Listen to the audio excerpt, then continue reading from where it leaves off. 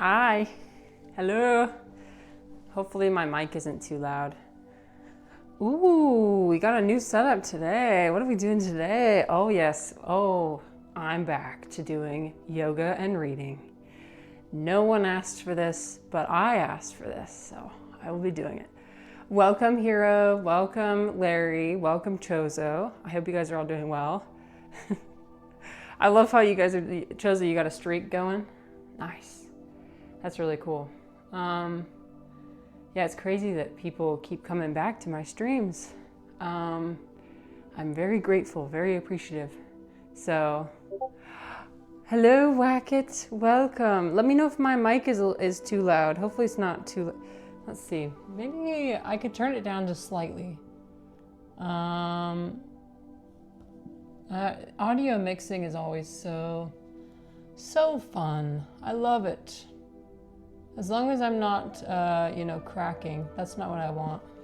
You know, when you're too loud and it makes that kind of muffled, scratchy sound, that's what we don't want. There are 3 kinds of shops in Oxford. The ones selling things to students, the ones selling university junk to tourists, and the ones selling Alice in Wonderland junk to tourists. So I feel oddly...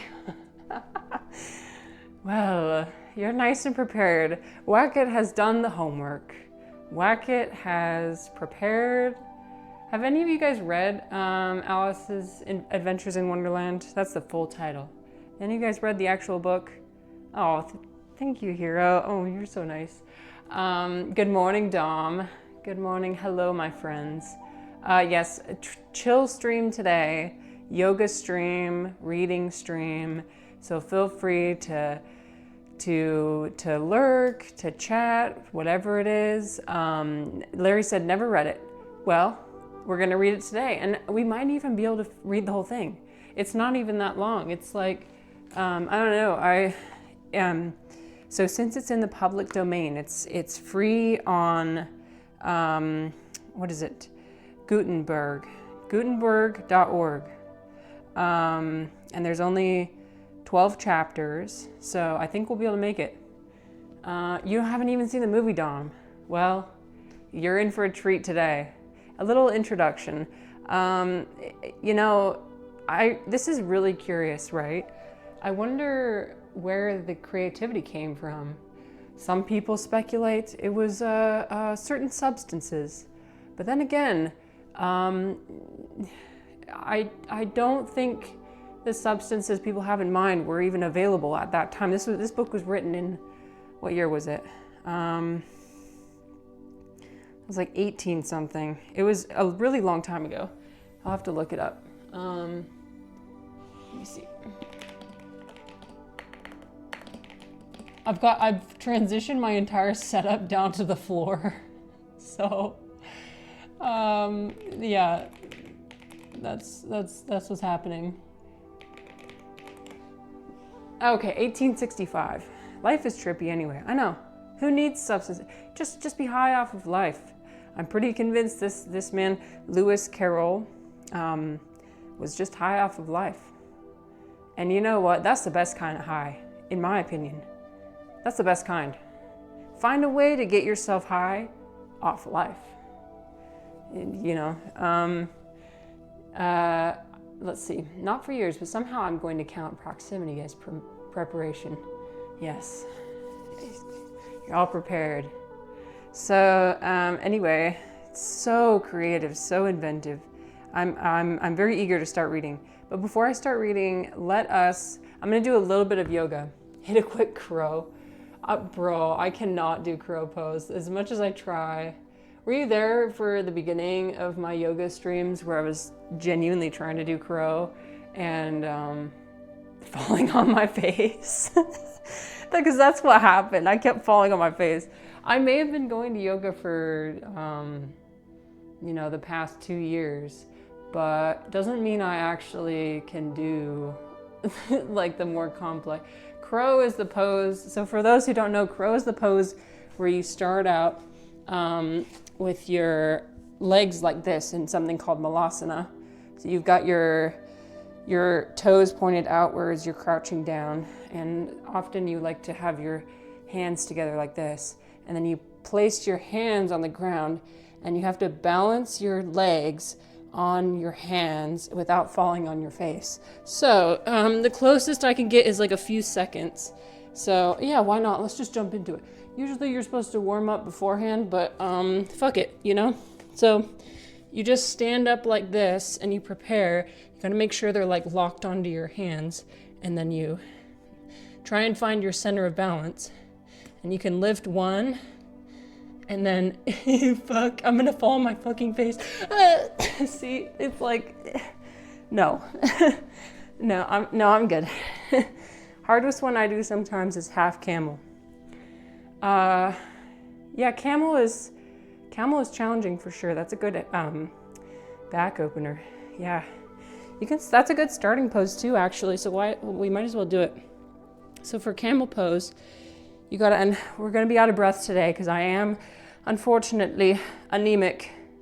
Not because I'm out of shape, because I'm anemic, okay? So I don't want to hear anything about it. I don't want to hear any mockery. Oh no, she's out of breath.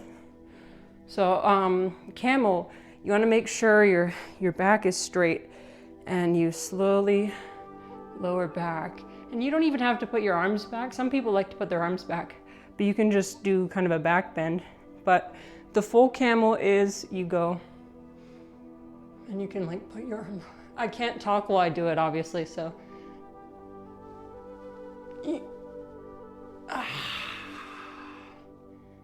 Yep.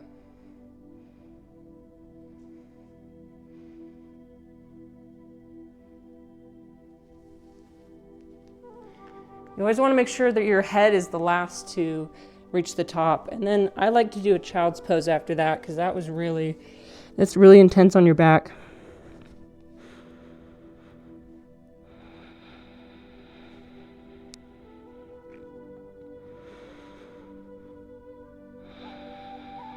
You can just hear me breathing directly into the mic. You're welcome. Yeah, well, this is better than the setup I had before, right? I think. So,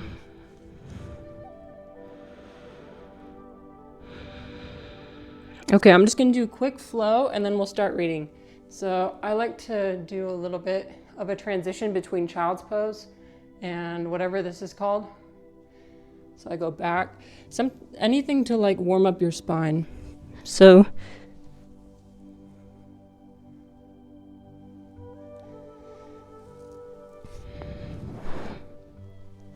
yep, my mic is definitely touching my face, so this is gonna be special. We're professionals here. We're definitely professionals.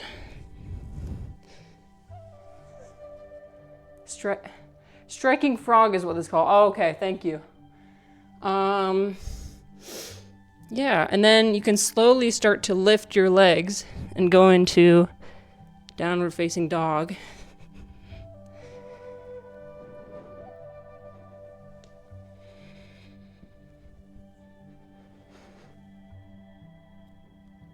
You could even do a chaturanga if you want. So you line up, and I'm bad at chaturangas because my arms are literally twigs. So watch this. You're supposed to not land on the floor, but I do anyway because I can't. My arms give out 75% of the way down. Then you go up.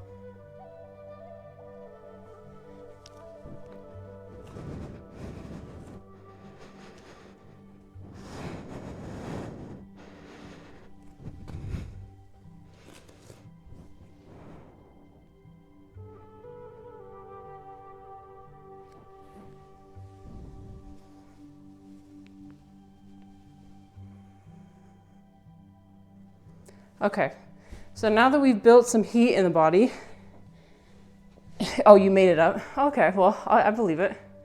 I believe it. So we've warmed up. We've got our tea here. Let's start reading, shall we?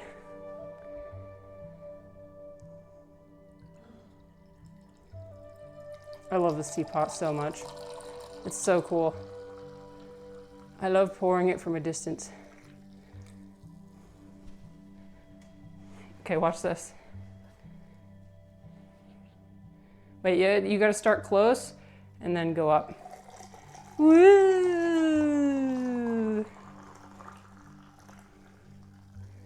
I do not know why it's foaming. Yeah, that's supposed to happen. I don't know. It's black tea. Anyways, shall we start? We'll start reading. Because if I do more yoga, I'm going to start sweating. Nobody wants that. No one wants that. Okay. So, Alice's Adventures in Wonderland by Lewis Carroll. Chapter 1. Down the Rabbit Hole. We're gonna see. We're gonna see if my reading skills have improved. Maybe. I'm hopeful. No promises though.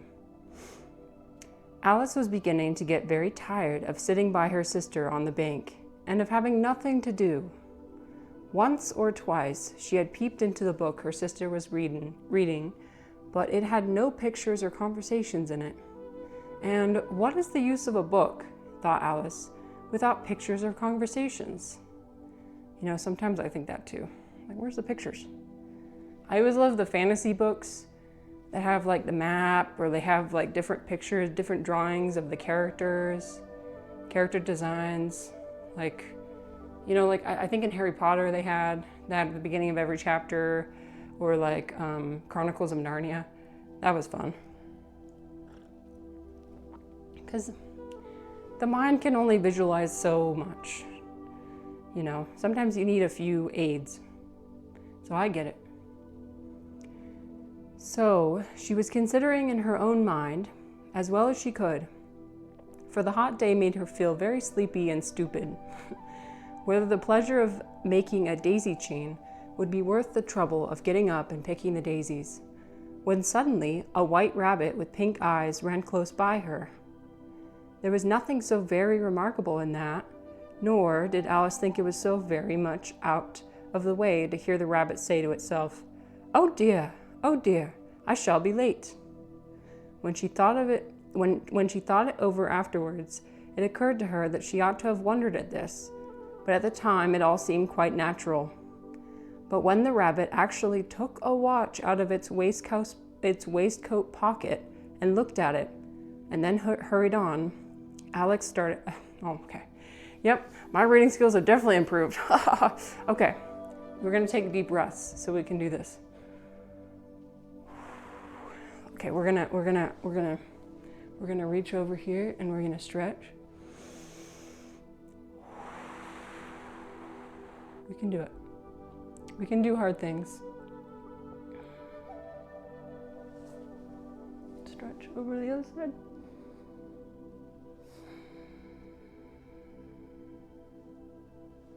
Okay, we're gonna try again.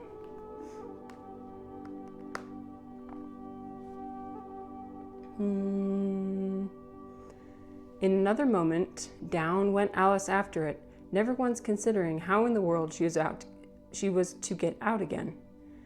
The rabbit hole went straight on like a tunnel for some way, and then dipped suddenly down, so suddenly that Alice had not a moment to think about stopping herself before she found herself falling down a very deep well. Either the well was very deep, or she fell very slowly, for she had plenty of time as she went down to look about her and to wonder what was going to happen next. First, she tried to look down and make out what she was coming to, but it was too dark to see anything. Then she looked at the sides of the well and noticed that they were filled with cupboards and bookshelves. Here and there she saw maps and pictures hung upon pegs. She took down a jar from one of the shelves as she passed. It was labeled Orange Marmalade, but to her great disappointment it was empty. She did not like to drop the jar for fear of killing somebody underneath, so managed to put it into one of the cupboards as she fell past it.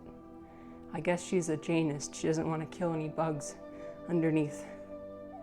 You know, she's kind of like me. She has intrusive thoughts. She's like, okay, so what if this very improbable thing happens and I kill something by accident by dropping this marmalade container?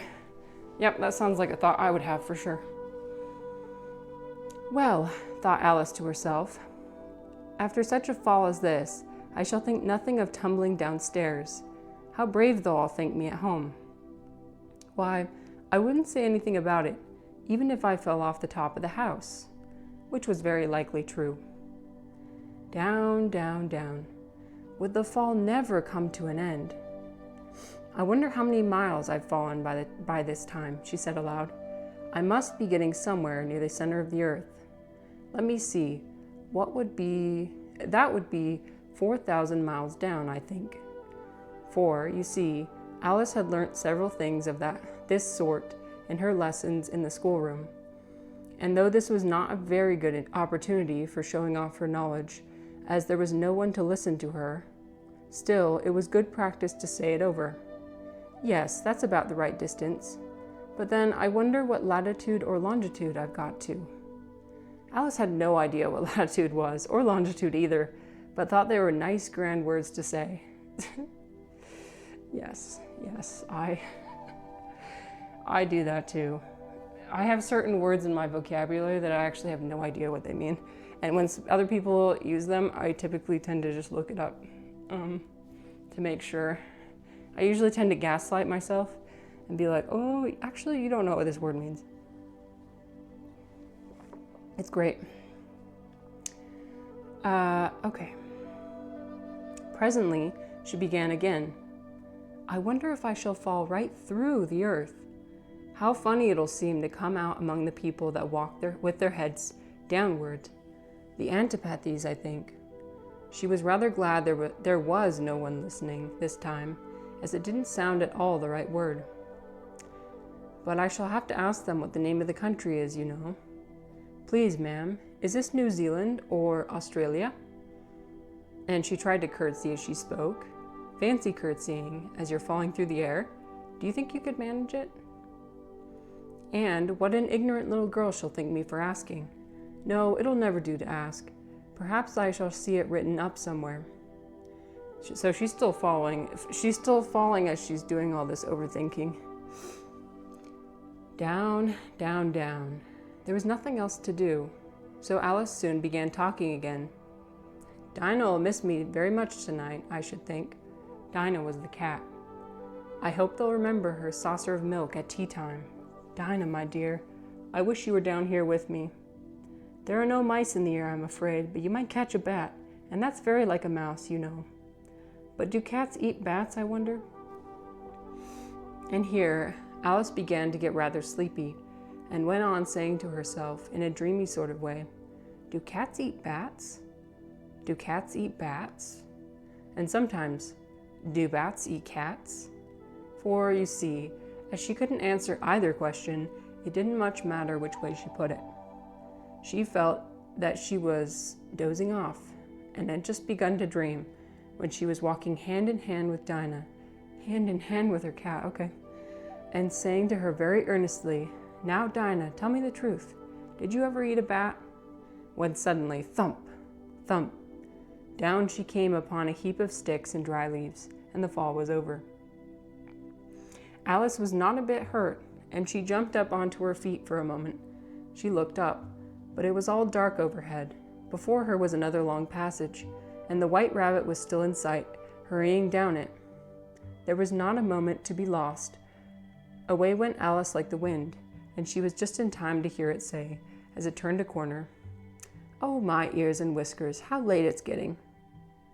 She was close behind it when she turned the corner, but the rabbit was no longer to be seen. She found herself in a long, low hall, which was lit up by a row of lamps hanging from the roof.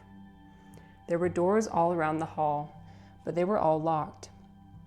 And when Alice had been all the way down one side and up the other, trying every door, she walked sadly down the middle, wondering how she was ever to get out again. Sometimes I like laying down on my stomach because my back starts to hurt. Unfortunately, when you have a back as long as mine, if you hunch over, it starts to hurt. Okay. Suddenly she came upon a little three-legged table, all made of solid glass. There was nothing on it except a tiny golden key, and Alice's first thought was that it might belong to one of the doors of the hall. But alas, Either the locks were too large or the key was too small. But at any rate, it would not open any of them. However, on the second time round, she came upon a low curtain she had not noticed before, and behind it was a little door about 15 inches high. She tried the little golden key in the lock, and to her great delight, it fitted. Alice opened the door and found that it led into a small passage, not much larger than a rat hole. She knelt down and looked along the passage into the loveliest garden you ever saw. How she longed to get out of that dark hall and wander about among those beds of bright flowers and those cool mountain fountains. But she could not even get her head through the doorway. And even if my head would go through, thought poor Alice, it would be of very little use without my shoulders. Oh, how I wish I could shut up like a telescope. I think I could, if only I knew how to begin. For, you see, so many out-of-the-way things had happened lately that Alice had begun to think that very few things indeed were really impossible. There seemed to be no use in waiting by the little door, so she went back to the table, half hoping she might find another key on it, or at any rate, a book of rules for shutting people up like telescopes. This time she found a little bottle on it, which certainly was not here before, said Alice. And round the neck of the bottle was a paper label with the words "Drink Me," beautifully printed on it in large letters. It was all very well to say "Drink me," but the wise little Alice was not going to do that in a hurry. "No, I'll look first," she said, "and see whether it's marked poison or not." For she had read several nice little histories about children who had got burnt and eaten up by wild beasts and other unpleasant things, all because they would not remember the simple rules their friends had taught them, such as that a red-hot poker will burn you if you hold it for too long, and that if you cut your finger very deeply with a knife, it usually bleeds, and she had never forgotten that. If you drink too much from a bottle marked poison, it is almost certain to disagree with you sooner or later. However, this bottle was not marked poison, so Alice ventured to taste it, and finding it very nice, it had in fact a sort of mixed flavor of cherry tart, custard, pineapple, roast turkey, toffee, and hot buttered toast. Many different notes in the poison. That was a Freudian slip. She very soon finished it off. Okay, and then there's a break. "What a curious feeling," said Alice. "I must be shutting up like a telescope." And so it was indeed. She was now only 10 inches high, and her face brightened up at the thought that she was now the right size for going through the little door into that lovely garden. First, however, she waited for a few minutes to see if she was going to shrink any further. She felt a little nervous about this, for it might end, you know, said Alice to herself, in my going out altogether like a candle. I wonder what I should be like then. And when she tried to fancy what the flame of a candle is like after the candle is blown out, for she could not remember ever having seen such a thing. After a while, finding that nothing more happened, she decided on going into the garden at once. But alas, when she got to the door, she found she had forgotten the little golden key, and when she went back for the table for it, she found she could not possibly reach it. She could see it quite plainly through the glass, and tried her best to climb up one of the legs of the table, but it was too slippery, and when she had tired herself out with trying, the poor little thing sat down and cried. "Come, there's no use in crying like that," said Alice to herself, rather sharply. "I advise you to leave off this minute." She generally gave herself very good advice, although she seldom followed it. And sometimes she scolded herself so severely as to bring tears into her eyes, and once she remembered trying to box her own ears for having cheated herself in a game of croquet she was playing against herself, for this curious child was very fond of pretending to be two people. She's kind of like Gollum.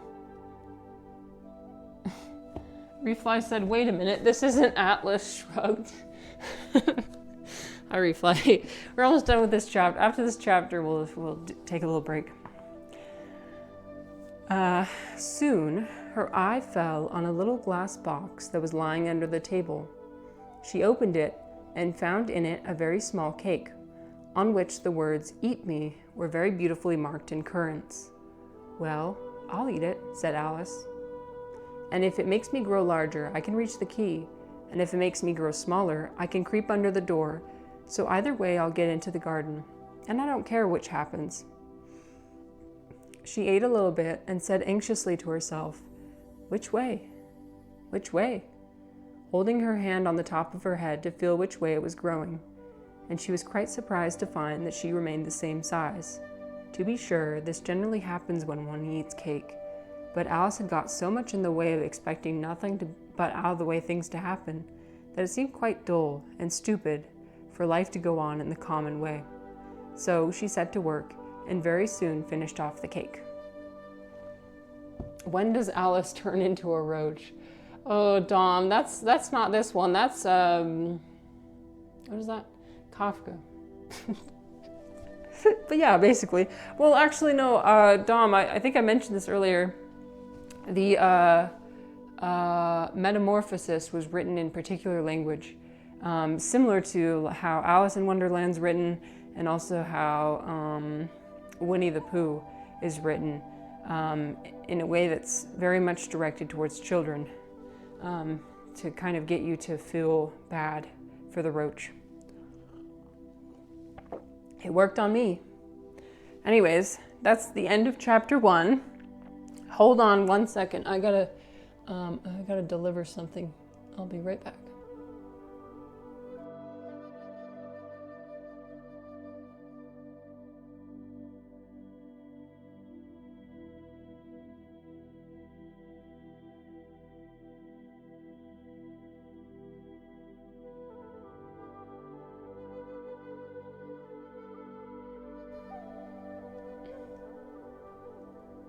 Gotta raise your kids to be trippy dudes. I hope so. That's my intention. That's my goal. Anyways, yes, unfortunately our reading skills have not improved, but you know what? That's because we haven't practiced. If you want any skill to improve, you must practice. I think the key with reading is that you have to be good at breath management. No. It's funny how, like, as a human, you depend on breathing to survive, and yet you can be so poor at breath management. It happens. It happens. I'm good at breath management when I'm in a yoga class, because they literally tell you, okay, breathe in now. Okay, breathe out now. And I'm good at following instructions. But when it comes to day-to-day breathing, my breath tends to get away from me most of the time. Actually, last night I had a ton of nightmares, so I didn't sleep that well. And so when I don't sleep that well, like the week before or the day before, I tend to get this like pain in my chest, or not pain in my chest, but like difficulty breathing. And so, unfortunately, that's the case for us today. Is we're experiencing some breathing difficulties. Dom says they taught me some breath stuff for flute as a kid. Oh, nice. So you were taught some stuff. Teach me your secrets. No, I know. I should do the Ujjayi breath. I guess part of me is just worried that I'm like breathing directly into the mic. But you can do Ujjayi breath, which is, it sounds like the ocean. You constrict the back of your throat in a certain way that it sounds like the ocean coming out. So you breathe in, and then you breathe out.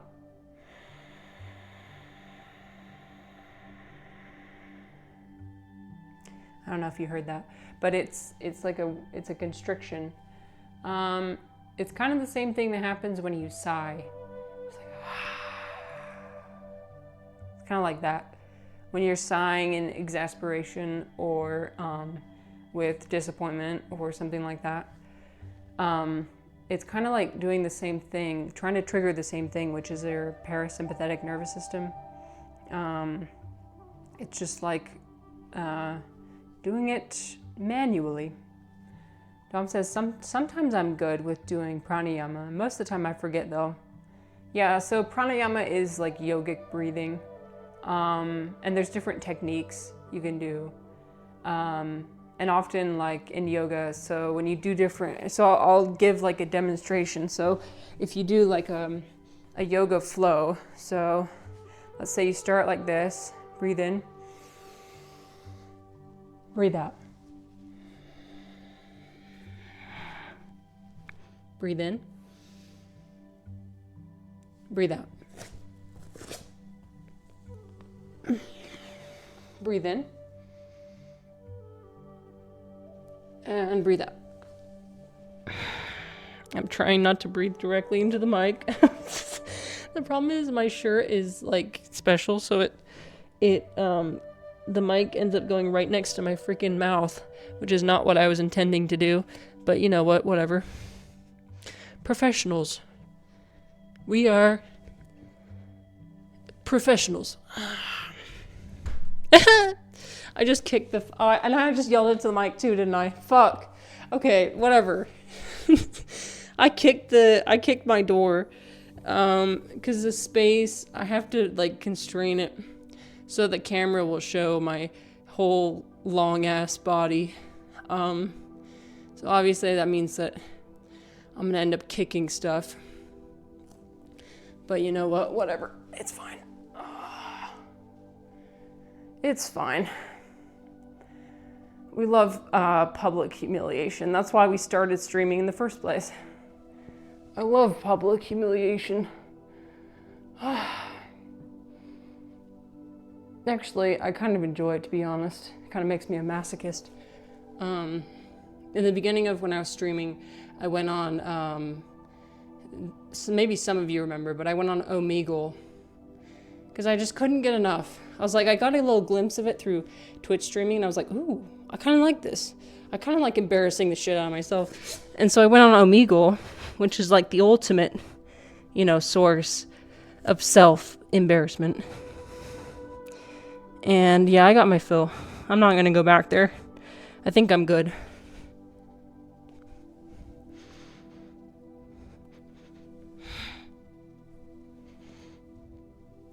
Okay, we didn't kick the door this time. That's good. Oh, that's good. Door kicking is an important part of SWAT team yoga. Yeah, basically. I move away from the mic to breathe in. You know what? You guys have no idea what I have to go through. Let's see. Dom says if it's easy, then I sink breath, but most of the time I don't need to breathe more. Oh, that's good. So that means you're actually breathing like you're supposed to. That's the thing. The biggest problem people, or mistake people make is not breathing enough. Holding their breath, which I definitely do. Because that's what anxiety causes you to do, is hold your freaking breath. And that's why doing, deep sighing is really good. But yeah, obviously I still struggle with it. I think part of it really is like a physiological thing that happens when you don't get enough sleep or when you're anxious. Your serotonin levels are off or something. Because I really only feel like this on days when I don't get enough sleep. So, yeah. I don't know. It is what it is. See, you're supposed to go all the way up without touching the floor. That is not possible for me at this stage.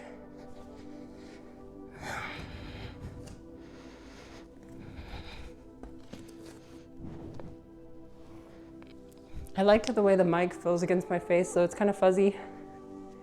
It's a nice little fuzzy. Okay. Chapter 2. Are we ready for chapter 2? I'm ready. I'm ready. You know, you can never get better at something unless you keep trying. So this is me trying. Thank you guys for joining me on my journey of trying. Trying our best. That's all we can do, is try our best. So.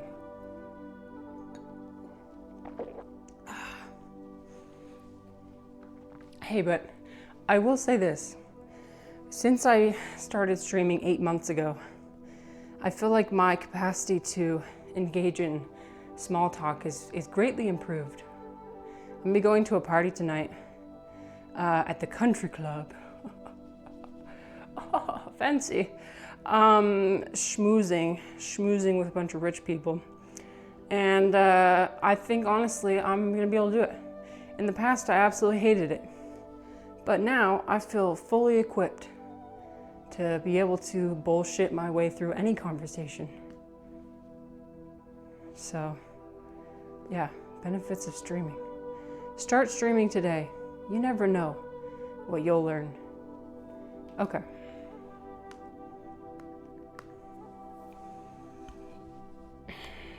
Chapter 2. The Pool of Tears. Curiouser and curiouser, cried Alice. She was so much surprised that for the moment she quite forgot how to speak good English. Now I'm opening out like the largest telescope that ever was. Goodbye, feet. For when she looked down at her feet, they seemed to be almost out of sight. They were getting so far off. Oh, my poor little feet. I wonder who will put on your shoes and stockings for you now, dears. I'm sure I shan't be able to. I shall be a great deal too far off to trouble myself about you. You must manage the best way you can, but I must be kind to them. Now, the thing with instant rich guy laugh guaranteed. Tell them you engage daily with Eurotrash. Speak for your. Everybody else in the everybody else in the viewer section is like, speak for yourself. Okay, wait. Can I ask you this though? What does Eurotrash actually mean? Can I ask you? Is it the same as like white trash? Because white trash in America is like, you know, like a white person who lives in a trailer park, is poor, is you know, has a certain way of speaking. You know, they speak really informally. Oh yes, okay, definition time. Okay, Eurotrash is a term for certain Europeans, particularly those perceived to be socialites. Oh, so it's like the opposite. Socialites, stylish, affluent, and or this other word. Eurotrash is often used as a collective term for such European migrants in the United States or other areas with a concentration of wealthy Europeans. Oh, have I ever met Eurotrash before? That's a good one. Thinking about that now. Thank you for expanding my cultural knowledge, because I actually had no idea. That was one of those terms, just like how Alice said, she has certain words in her vocabulary that she doesn't actually know what they mean. So, that was one of my words. You know the term because of the movie Ants. Wait, really? Is that where that movie? That's a good movie, actually. I liked that movie as a kid. It's kind of risque, though. Kind of like borderline adult themes. Hello, Orange. Good afternoon. Welcome. We're doing a little bit different of a stream today. Obviously, we're doing some yoga, and we're reading Alice in Wonderland. So, yes, feel free to join us. Feel free to just listen or chat or whatever. I will preface that I'm not the best reader. We're learning how to read. On stream today, we're learning how to read. Join me as I learn how to read. Even though I am an ESL teacher, sometimes you still need to learn, you know? So anyway, by the way, if you guys ever stretch out your legs, make sure to have a little bend in your knees. If you lock them out like this, that's not good. And actually, you'll end up hurting your back. But if you have a tiny little micro bend in your knees, you'll still do the right stretch while kind of helping preserve your back muscles. It doesn't really matter how far you go. It just matters how flat your back is when you're stretching. So, Alice had some hard choices. She certainly did. Well, here's the thing. I've only seen the movies. No, I've only seen the movie with Johnny Depp, actually. I haven't even seen the cartoon, the Disney cartoon. So this is I like the term microbend. Yes. Did I use that term or did you use that term? I like that term too. It's like a little tiny bend. Tiny bit. It's just a tiny bit beyond locking out. You know when you lock your knees, you can see your kneecap kind of go in like this. You want to make sure your kneecap is loose. If it's loose and not flat like that, that's how you injure yourself. The same way when you're bending over, you want to prioritize that your back is straight as you go down. You don't want to like hunch over like this. It's not very useful. It's not getting the muscles you need. You need to lower down like this and also make sure you're micro bend in your knees, not locking. I'm sure you heard as a child that if you lock your knees, you'll faint. So don't faint, please. So don't worry if you can't touch the floor or touch whatever. It doesn't matter how far you go. It really doesn't. There are definitely some people in my yoga class who like to show off how much they can stretch. And it's like, I don't know, like at some point you end up kind of stretching too much. I feel like you can get your body to a place where it's too loose, and that's not a point you want. They touch the floor with their chin. Yeah, more like they just like kind of turn themselves into pretzels. You know, they kind of end up turning themselves into pretzels. Or just like the way, there's this one guy in my class who his shoulders just bend in the weirdest way. He likes doing like, I don't know, like the way that he bends, it kind of freaks me out a little bit. I'm like, ooh, don't hurt yourself. Hi, Matrick. Welcome, Matrick. We're doing yoga and reading. We're doing some yoga and we're reading. Orange, actually, I had a pretzel yesterday.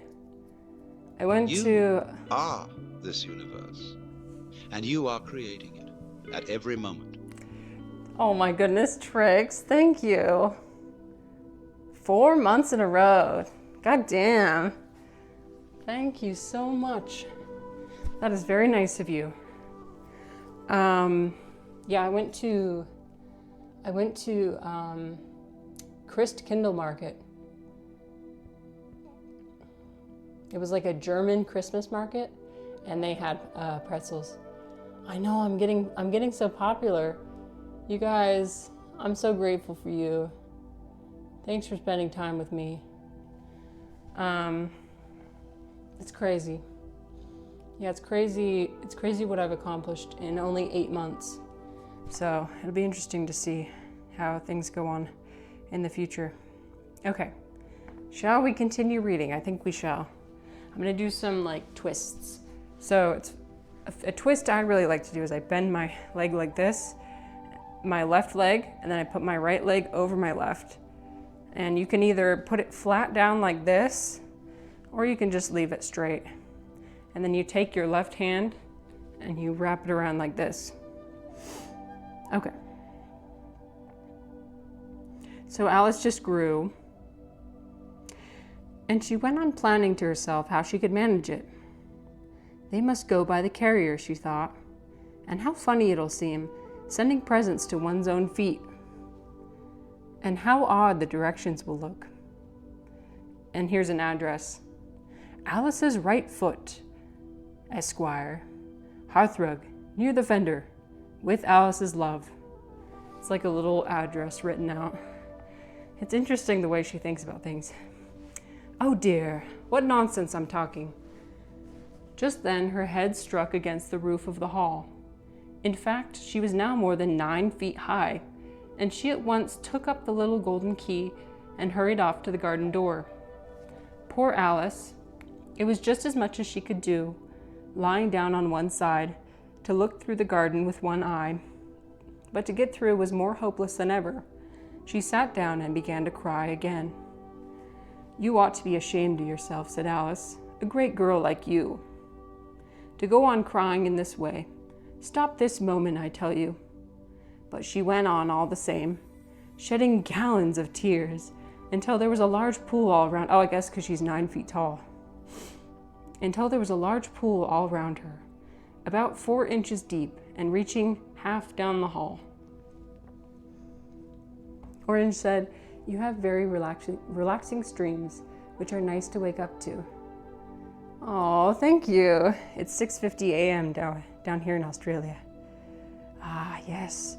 My friend Dom also lives in Australia. So I love that the Australians love to come visit me in the mornings. Oh, you're so sweet. Thank you. That's definitely my goal. I've always loved, listening to people read or with like gentle voices. So it's like my aspiration to be somebody who's kind of like them. Obviously I have to work on my reading skills though. It's more than just, you gotta manage your breath. You gotta do all sorts of stuff. So we're trying. Okay. After a time, she heard a little pattering of feet in the distance, and she hastily dried her eyes to see what was coming. It was the white rabbit returning, splendidly dressed, with a pair of white kid gloves in one hand and a large fan in the other. He came trotting along in a great hurry, muttering to himself as he came. Oh, the Duchess, the Duchess. Oh, won't she be savage if I've kept her waiting? Alice felt so desperate she was ready to ask for help of anyone. So when the rabbit came near her, she began in a low, timid voice, If you please, sir. The rabbit started violently, dropped the white kid gloves and the fan, and scurried away into the darkness as hard as he could go. Alice took up the fan and gloves, and as the hall was very hot, she kept fanning herself all the time she went on talking. Dear, dear, how queer everything is today. And yesterday things went on as usual. I wonder if I've changed in the night. Let me think. Was I the same when I got up this morning? I almost think I can remember feeling a little different. But if I'm not the same, the next morning? But if I'm not the same, the next question is, who in the world am I? Ah, that's a great puzzle. And she began thinking over all the children she knew that were of the same age as herself, to see if she could have changed for any of them. I'm sure I'm not Ada, she said, for her hair goes on in such long ringlets, and mine doesn't go in ringlets at all. And I'm sure I can't be Mabel, for I know all sorts of things, and she knows such a very little. Besides, she's she, and I'm I. Oh, we're doing a little philosophy here. We're wondering, what makes the self? Now that's interesting.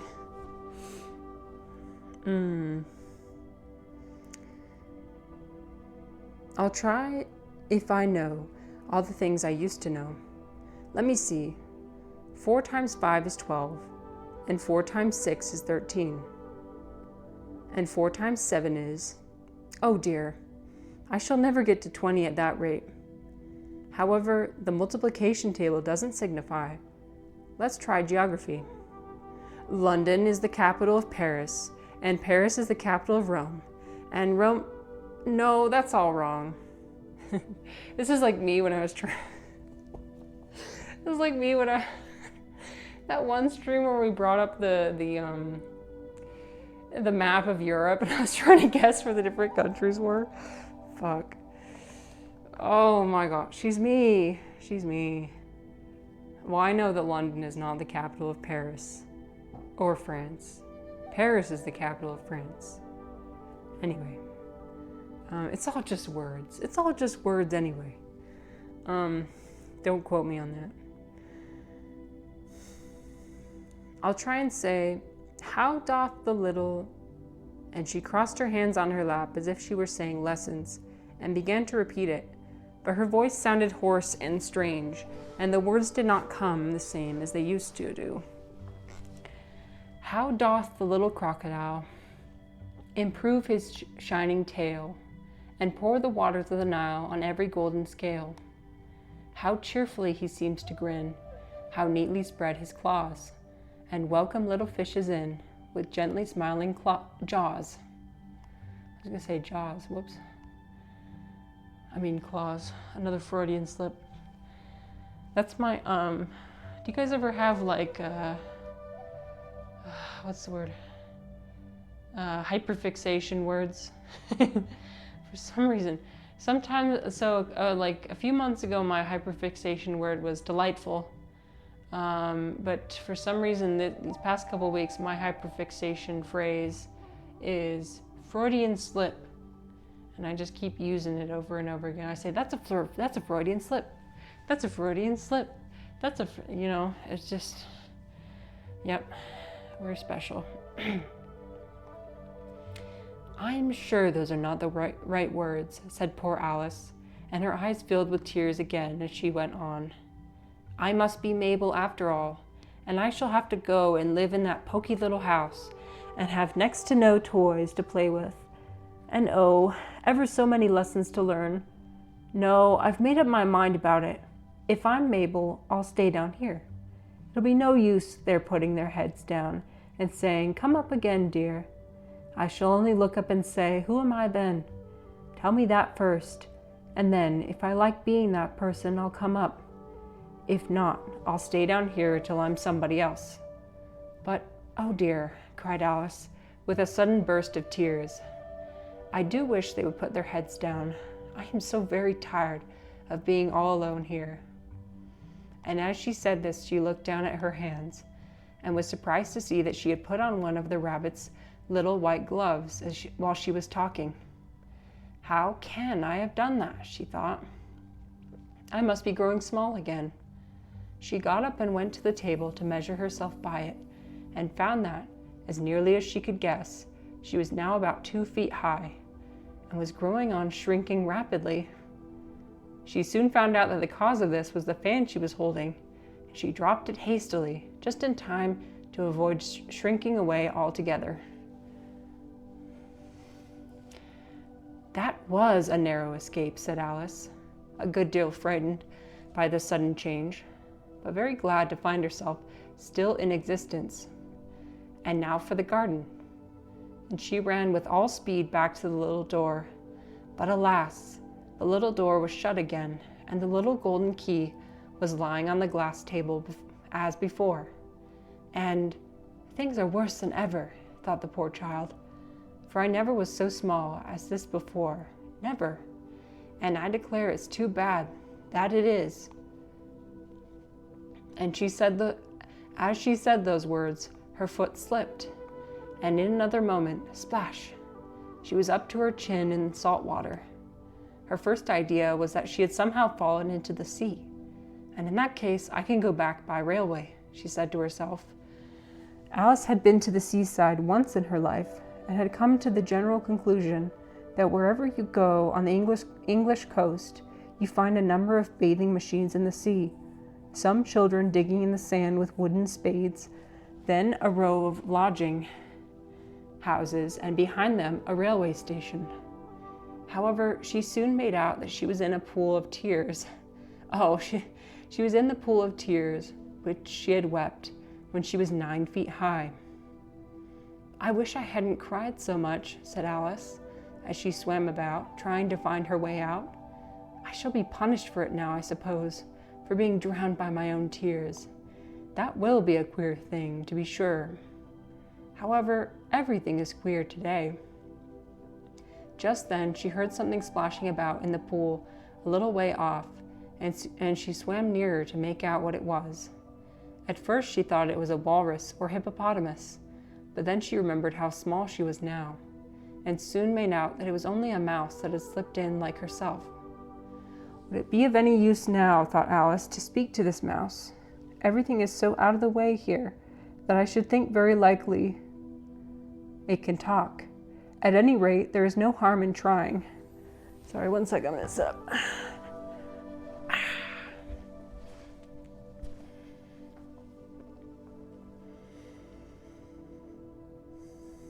So she began. "Oh, Mouse, do you know the way out of this pool? I am very tired of swimming about here, oh Mouse." Alice thought this must be the right way of speaking to a mouse. She had never done such a thing before, but she remembered having seen in her brother's Latin grammar, a mouse, of a mouse, to a mouse, oh mouse. The mouse looked at her rather inquisitively and seemed to her to wink with one of its little eyes, but it said nothing. Perhaps it doesn't understand English, thought Alice. I dare say it's a French mouse, come over with William the Conqueror. For, with all her knowledge of history, Alice had no very clear notion how long ago anything had happened. So she began again, and this is in French. I can't read French, unfortunately. So she read the first sentence in her French lesson book. The mouse gave a sudden leap out of the water and seemed to quiver all over with fright. "Oh, I beg your pardon," cried Alice hastily, afraid that she had hurt the poor animal's feelings. "I quite forgot you didn't like cats." "Not like cats," cried the mouse, in a shrill, passionate voice. "Would you like cats if you were me?" "Well, perhaps not," said Alice in a soothing tone. "Don't be angry about it. And yet, I wish I could show you our cat Dinah. I think you'd take a fancy to cats if you could only see her. She is such a dear, quiet thing," Alice went on, half to herself, as she swam lazily about the pool. "And she sits purring so nicely by the fire, licking her paws and washing her face. And she is such a nice, soft thing to nurse. And she's such a capital one for catching mice." "Oh, I beg your pardon," cried Alice again, for this time the mouse was bristling all over, and she felt certain it must be really offended. "We won't talk about her any more if you'd rather not. Here, I'm going to turn the music down just a little bit. I think it just switched to a new song. Okay, that should be a little bit better. Only the optimal sound engineering on this channel. Anyway.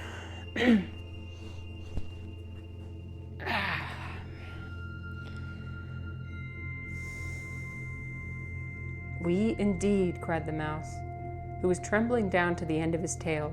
"As if I would talk on such a subject. Our family always hated cats. Nasty, low, vulgar things. Don't let me hear the name again." "I won't indeed," said Alice, in a great hurry to change the subject of conversation.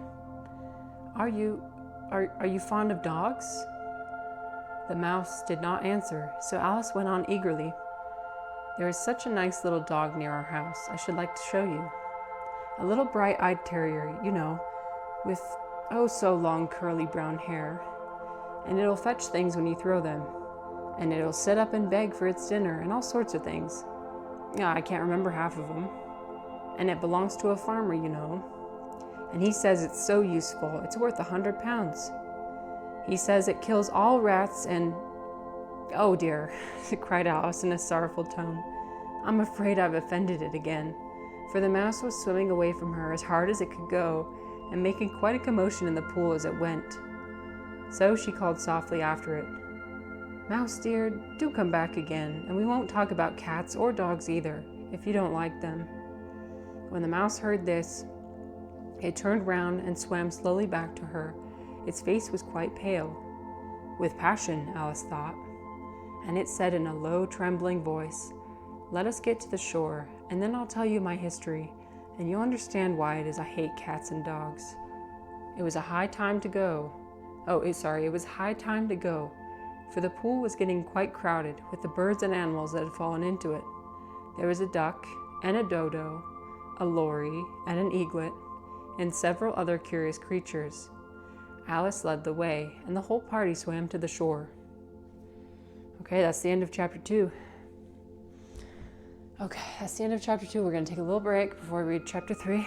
I'll show you guys a really easy way to stretch out your hips if you would like. It doesn't require any flexibility or anything. You just have your legs out wide like this, and ideally the further away from you the better. Your hands back behind you, and you can just turn them over to one side, and you can intuitively say, okay, maybe I'll lean back a little bit further, and you bring them over to the other side like this, and you can just feel the whole hip muscles stretch out and turn them to the side. It just helps them loosen up, especially if you sit down for a really long time. One of the dangers of sitting down for a really long time is you end up having really bad posture with your hips especially. So your hips will tend to be more forward than they're supposed to be. So it gets really tight in your hips. So try and stretch out your hips every once in a while.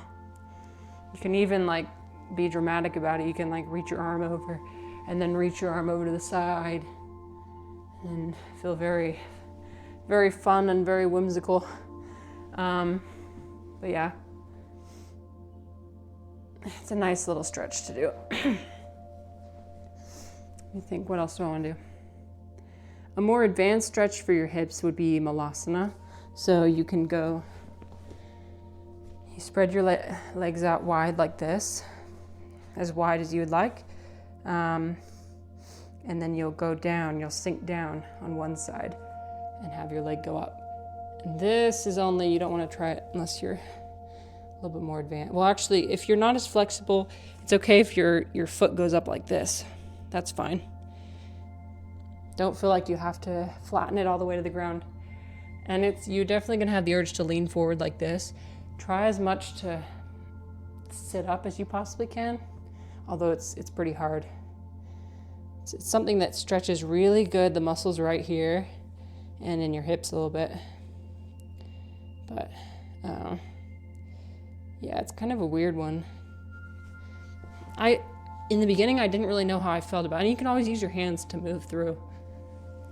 In the beginning, I didn't really know how I felt about malasana, but now I really enjoy it for stretching out this muscle right here, whatever it's called. I did take an anatomy class at one point, and I did have all the muscle. I was very proud. I had all the muscles memorized and everything. Did I forget every single one? Absolutely. Because that's what happens when you do rote memorization.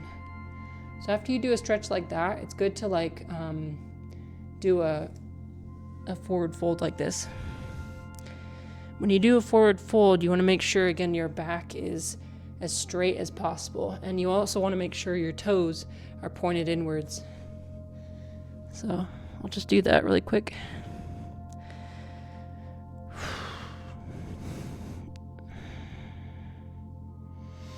And then when you come back up, you lift halfway up first. You can put your hands on your hips and then lift up all the way.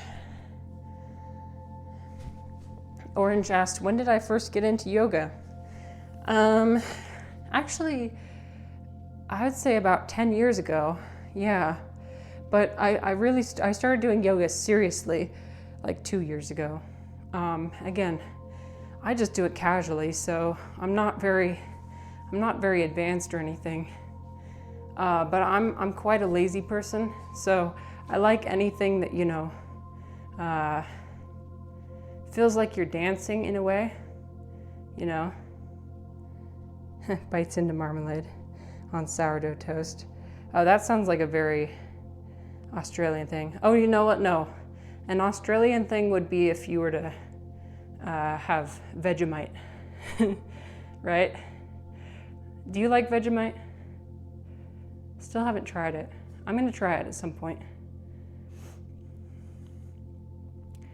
But I hope you're enjoying your morning, your breakfast. It's nice to have like a good morning routine. Yesterday you had Vegemite. Okay. So it really is something that Australians like. So this is a fun little balancing exercise. So what I'm trying to work on right now is transitioning from this pose, which is goddess. Sometimes I lean over to the side. Goddess into, see, it's kind of hard. So you transition from goddess into, what's it called? I know this one. Shiva squat. So you go like this, and then you fall. Fuck. But obviously I still have to practice that one. The key is to go as slow as possible so you don't injure yourself. And also don't beat yourself up over falling over, you know what I mean? Doesn't matter if you've been doing yoga for 10 years. I have yoga instructors that still fall over because it's hard. Despite how terrible first tasters find it, raised on it as a kid, we get used to it. So it's an acquired taste, huh? It's like a savory taste, isn't it? Also, I love sourdough. Oh my gosh. Sourdough bread is the best kind of bread, for sure. I always get it fresh from my bakery. I don't know how to make it yet, but one of these days, I'm gonna learn. Okay. We're feeling very unbalanced today. And you know what? I think it's because I didn't get any sleep last night. Have you guys noticed on the days you don't get enough sleep, your body is not recovered? I mean, it's that simple. If you don't get enough sleep, the next day you're gonna be tired. You're not gonna have your same brain capacity or body capacity. That's how much we need rest. For some reason, the universe does not want to give me rest. I don't know why. I literally, you guys, when I tell you, oh, it's got a strong, salty, yeasty flavor. That's interesting. How many sleep hours do you usually get? I try and get 9. So I'm spoiled. I try and get 9. Although it's been clinically proven that women need more sleep than men. So take with that what you will. Damn, Patrick. I'm guessing that most of you do not get that much. Am I right? Okay, let me see. How much do you guys get? I'm guessing it's like 3. Patrick, no. Patrick, is your body just like sore all the time? How do you function? Are you okay? No, I understand that most people don't have the luxury of sleeping that much.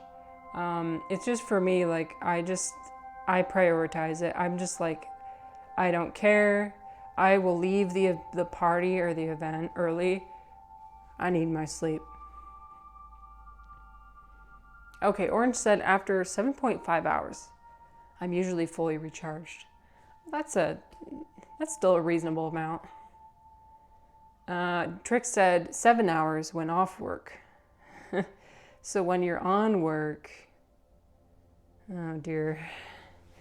No, it's okay. 7 hours isn't that bad, as long as it's not 3. Do we have any 3-hour sleeps? Matrix a 3-hour sleeper, aren't you? If I even sleep like 6 hours, it's way too much. Makes me feel way worse than only what? You must just be built different. You're like Casey Neistat. That guy also sleeps 3 hours. Oh, Trick sleeps 4 hours. Oh my God, are you guys okay? Wow, that's, Wait, Well, I think that if you sleep too much, that could also have an impact on how tired you are. Isn't that ironic? If you sleep too much, then it,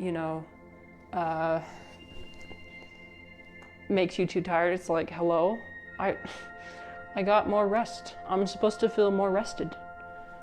That's not how it works. But yeah, sometimes the universe says no. So last night I got some special incense from my mother-in-law. So first we went and we looked out at the supermoon, which I told you guys there was a special moon last night. So we did a little witchcraft. We burned some incense, which is supposed to help with sleep. I took a bath. I did some yoga. I was like, oh, I drank some lavender tea. I was like, yeah, my sleep's gonna be excellent. I had nightmares all night. I had nightmares the entire night, and they were really intense. And I didn't sleep at all. Well, I did, but, not good sleep. Orange Hue asked, did I ever take dance lessons? I took ballet when I was like 6 years old. Besides that, I was always too tall. I'm too tall for ballet. I'm too tall for dance, unfortunately. My mom was a ballerina, but then she didn't get a lot of roles because she was too tall. She never would get the main role, right? She would always get like a supporting role because she was 5'11", and that's how tall I am. So 180 centimeters for you Europeans, and Australians, and everyone else that isn't American. So, yeah. Matrix says, I get up at 3:50 a.m., usually still watching Netflix at 12. Okay, all right, whatever. All right, different people have different needs, I guess. That's fine. But yeah, sometimes I'm just mad because I really tried to do everything right and it didn't work out. That's just life. Sometimes, one of the things Wackett said yesterday was, sometimes life gives you lemons and no sugar. So really, you just have some lemons.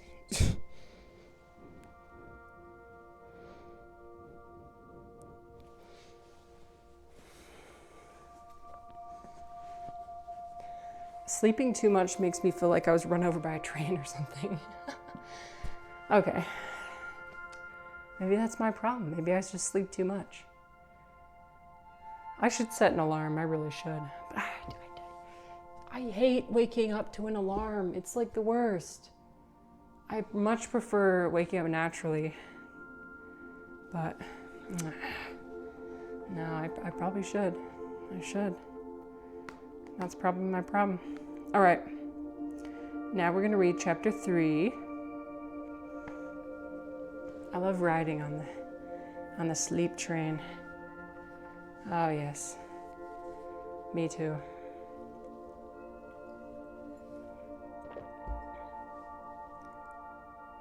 Yeah, Trix, I'm 5'11". I'm 180 centimeters. So take with that what you will. Yeah, that's why when I'm doing yoga and shit, like, you'll see my legs, they bend in certain ways that most people's legs do not bend because they're much longer. And that's also why I think I struggle with balance, right? Because I have so much further to fall.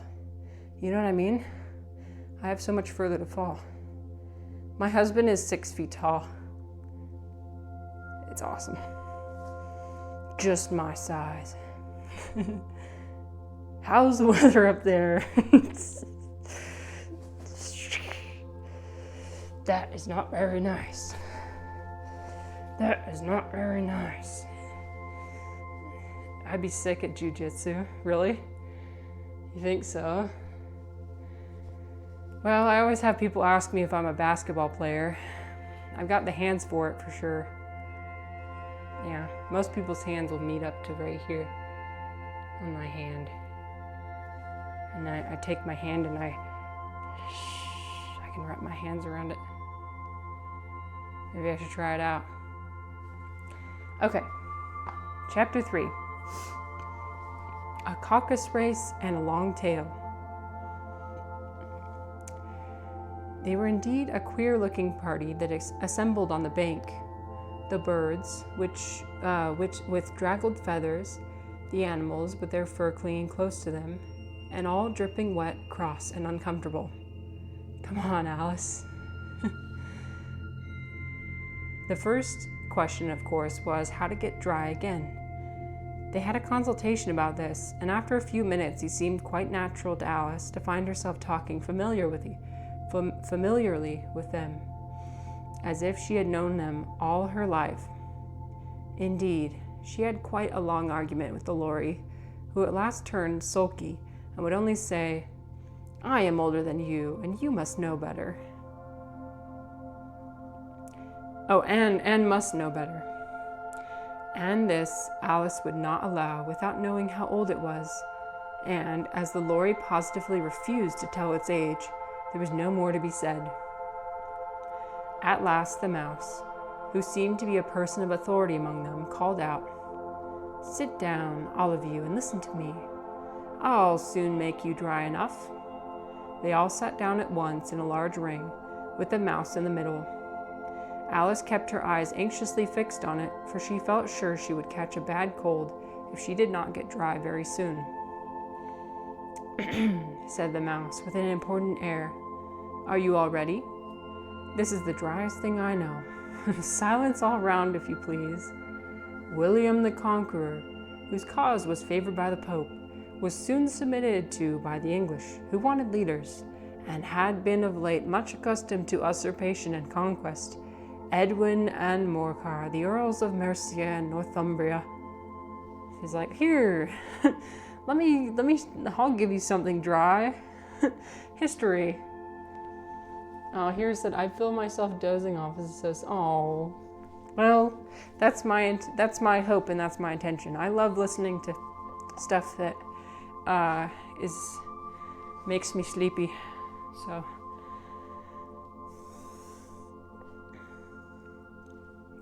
said the Lory with a shiver. "I beg your pardon," said the mouse, frowning, but very politely. "Did you speak?" "Not I," said the Lory hastily. "I thought you did," said the mouse. "I proceed. Edwin and Morcar, the Earls of Mercia and Northumbria, declared for him, and even Stigand, the patriotic Archbishop of Canterbury, found it advisable." "Found what?" said the duck. "Found it," the mouse replied rather crossly. "Of course you know what it means." "I know what it means well enough. When I find a thing," said the duck, "it's generally a frog or a worm. The question is, what did the Archbishop find?"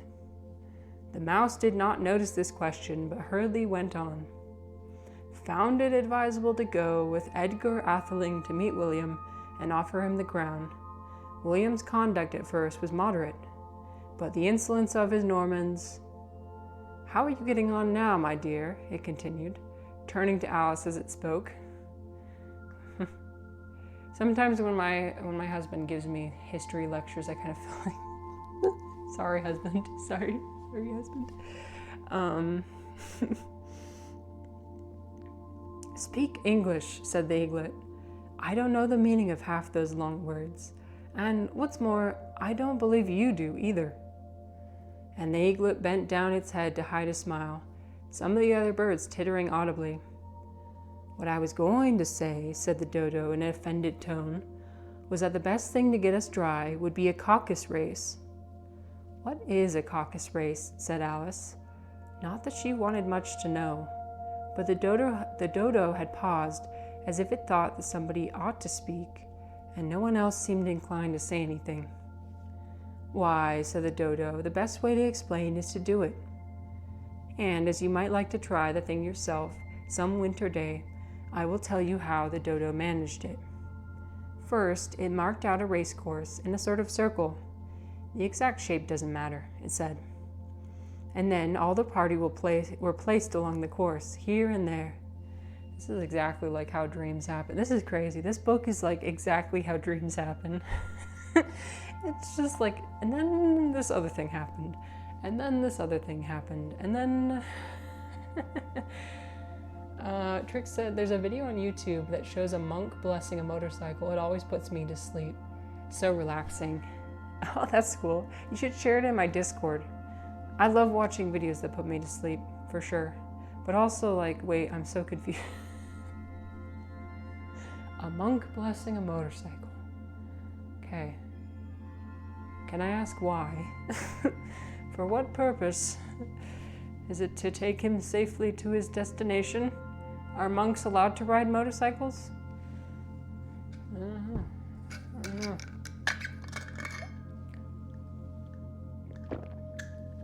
I guess it depends on what kind of monk you are.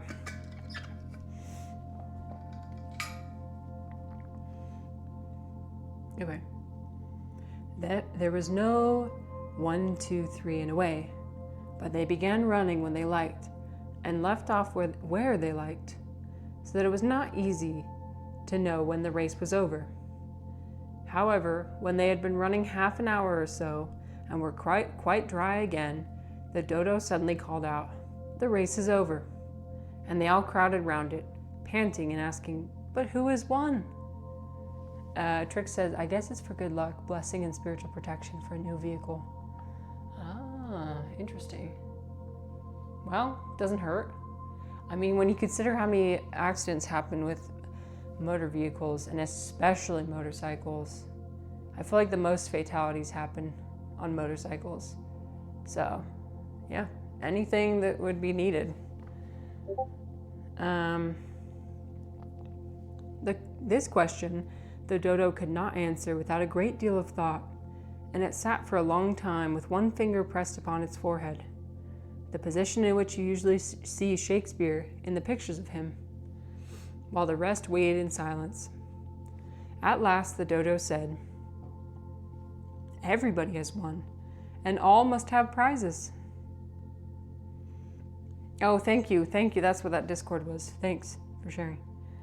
"Why, she, of course," said the dodo, pointing to Alice with one finger, and the whole party at once crowded round her, calling out in a confused way, "Prizes, prizes." Alice had no idea what to do, and in despair she put her hand in her pocket and pulled out a box of comfits. Luckily, the salt water had not got into it, and handed them round as prizes.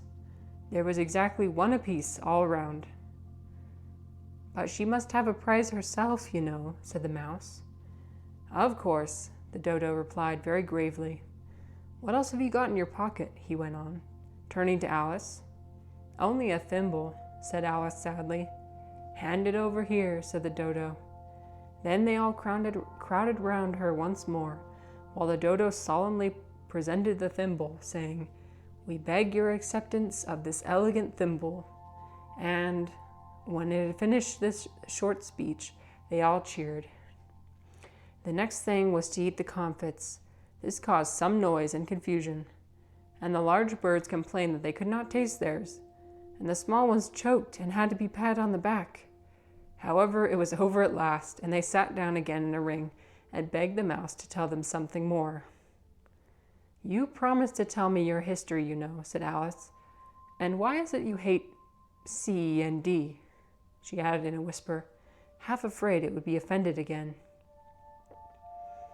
"Mine is a long and sad tale," said the mouse, turning to Alice and sighing. It is a long tale, certainly," said Alice, looking down with wonder at the mouse's tail. "But why do you call it sad?" And she kept on puzzling about it while the mouse was speaking, so that her idea of the tale was something like this. And then if you can see the way the words are here. Oh no, it's not gonna. You see that? That's the words. It literally looks like a tail. That'll be interesting to read. Fury said to a mouse that he met in the house, "Let us both go to law. I will prosecute you. Come, I'll take no denial.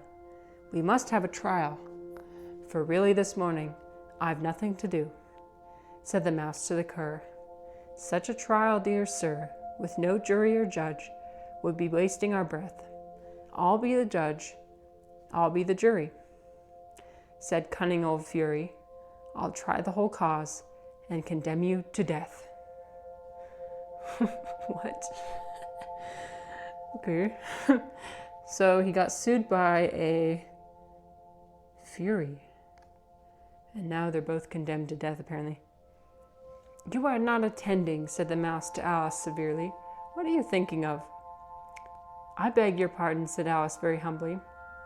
"You had got to the fifth bend, I think." "I had not," cried the mouse, sharply and very angrily. "A knot," said Alice, always ready to make herself useful, and looking anxiously about her. "Oh, do help me to undo it." "I didn't mean, I shall do nothing of the sort," said the mouse, getting up and walking away. "You insult me by talking such nonsense." "I didn't mean it," pleaded poor Alice, "but you're so easily offended, you know." The mouse only growled in reply. "Please come back and finish your story," Alice called after it, and the others all joined in chorus. "Yes, please do." But the mouse only shook its head impatiently and walked a little quicker. "What a pity it wouldn't stay," sighed the Lory, as soon as it was quite out of sight, and an old crab took the opportunity of saying to her daughter, "Ah, my dear, let this be a lesson to you, never to lose your temper."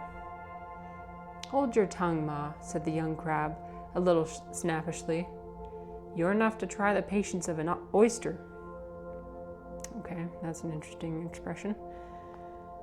"I wish I had our Dinah here, I know I do," said Alice aloud, addressing nobody in particular. "She'd soon fetch it back." "And who is Dinah, if I might venture to ask the question?" said Lory. Alice replied eagerly, for she was always ready to talk about her pet. "Dinah's our cat, and she's such a capital one for catching mice you can't think. And oh, I wish you could see her after the birds. Why, she'll eat a little bird as soon as look at it." This speech caused a remarkable sensation among the party. Some of the birds hurried off at once. The old magpie began wrapping itself up very carefully, remarking, "I really must be getting home. The night air doesn't suit my throat." And a canary called out in a trembling voice to its children, "Come away, my dears. It's high time you were all in bed." On various pretexts they all moved off, and Alice was soon left alone. "I wish I hadn't mentioned Dinah," she said to herself in a melancholy tone. "Nobody seems to like her down here, and I'm sure she's the best cat in the world. Oh, my dear Dinah, I wonder if I shall ever see you any more." And here poor Alice began to cry again, for she felt very lonely and low-spirited. In a little while, however, she again heard a little pattering of footsteps in the distance, and she looked up eagerly, half hoping that the mouse had changed its mind and was coming back to finish his story.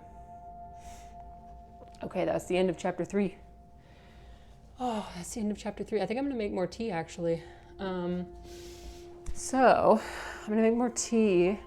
So, if you'll give me like 3 minutes, I'll make more tea, we'll do some more yoga, and then we will... Tea time. I know, it's perfect, right? I got my teapot and everything. We're drinking black tea today. It's fancy. Here, let me pull out a leaf. It's like a really big black leaf. It's like got a roasted flavor to it. Did you know you can actually eat the leaves? You can. Okay, we'll just stare at the mat. No, you don't have to stare at the mat. You can stare at my cafe. Look at this. So beautiful. Feel free to order something. Okay, give me a second. Or feel free to go get a snack or pee or whatever. Okay. See you.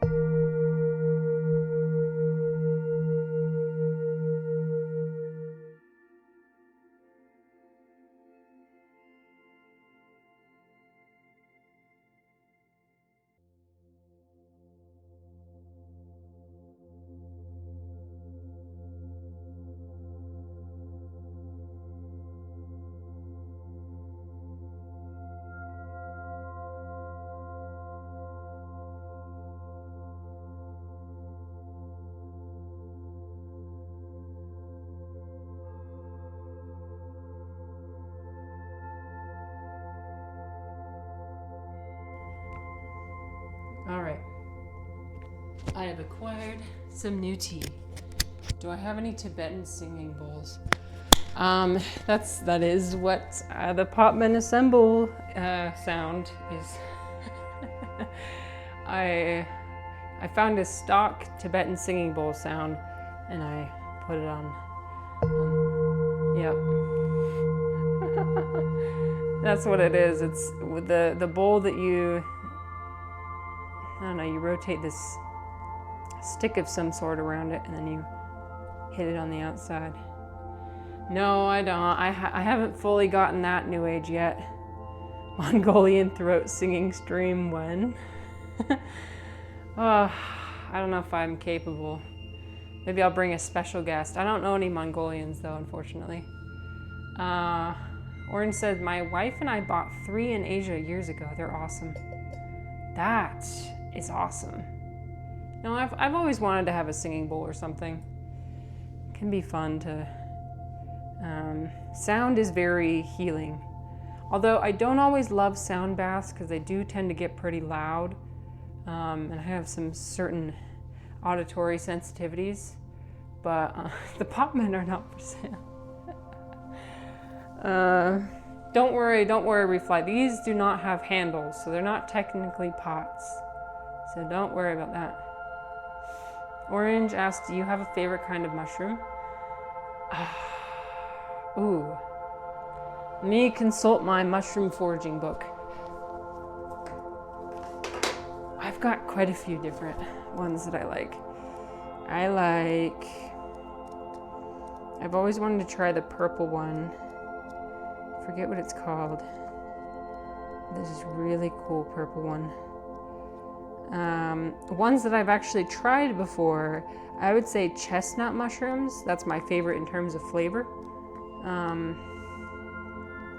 No, feel free to ask as many questions as you like, no problem. I'm happy to answer.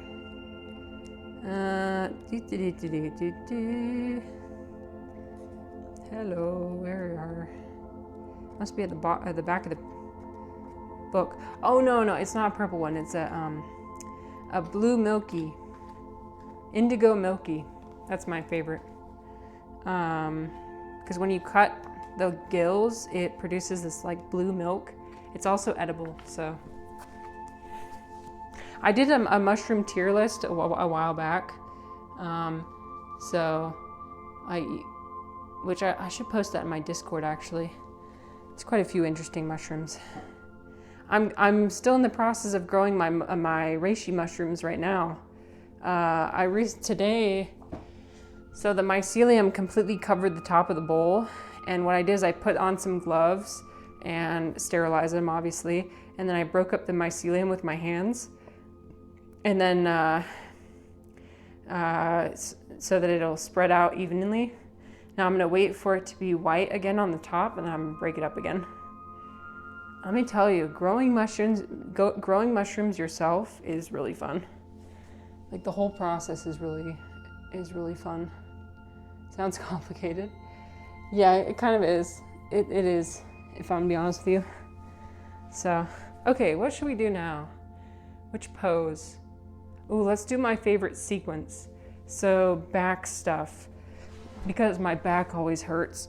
So pulling your right leg into your chest, having your left leg flat, and then taking it and pulling it across your body and feeling your back pop. Yeah, that one's nice. This is my favorite stretch. Not too difficult. And if your knee doesn't reach all the way to the floor, that's okay. And you bring it back up, and you can kind of like stir it around, and you bring it back down to the ground, and you gotta go on the other side as well.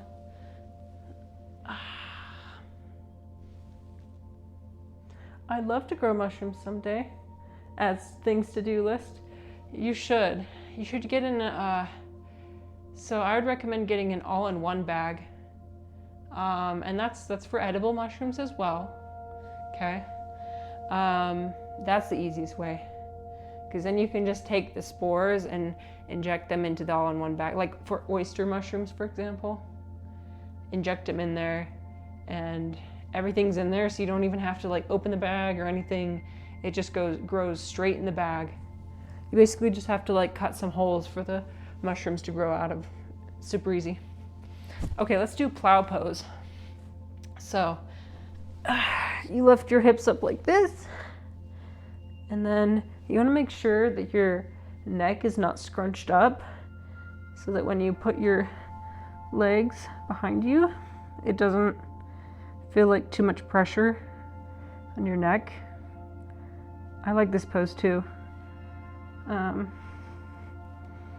But it does kind of, if your neck hurts at all, or if the back of your head hurts at all, I'd recommend not doing it.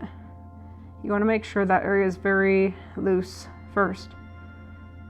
You can also bring your legs down close to your head like this. I like keeping them straight. This is good for stimulating your parasympathetic nervous system. And then to come out of it, you just kind of roll out slowly, like one vertebra at a time. So an easier version of it would just be to legs up the wall, like just have your legs straight like this.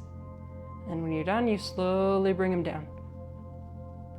And then you usually want to do a counter pose. So I usually do bridge pose like this. It's a counter pose. Ouch. Yeah, it's kind of ouch sometimes. Spines are amazing. Yeah, I know. Yeah, they really are. You gotta be careful with them though. Streamer snaps. I've had that intrusive thought before for sure. I've been like, what if I accidentally... Matrix says, oh, you always get hurt stretching. Oh dear. I'm sorry about that. More like, but imagine the view count. I know, right? I'm so popular now. Imagine how I'd be if I broke my own neck. The problem is if I get popular like that, I'll be dead. So what's the point of being popular? You know?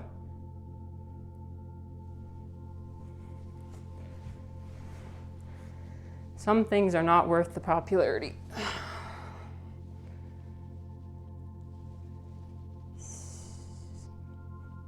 But yeah, I've injured my hip before doing yoga. So definitely not something you want to mess with.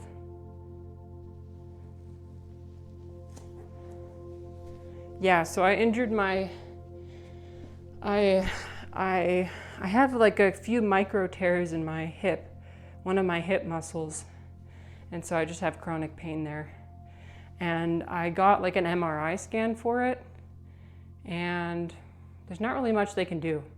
They can do surgery on it, but it would be like, I don't know, it would be too invasive for what they would be able to accomplish. Like, it's mostly just not worth it. So they just recommended that I strengthen my other hip muscles.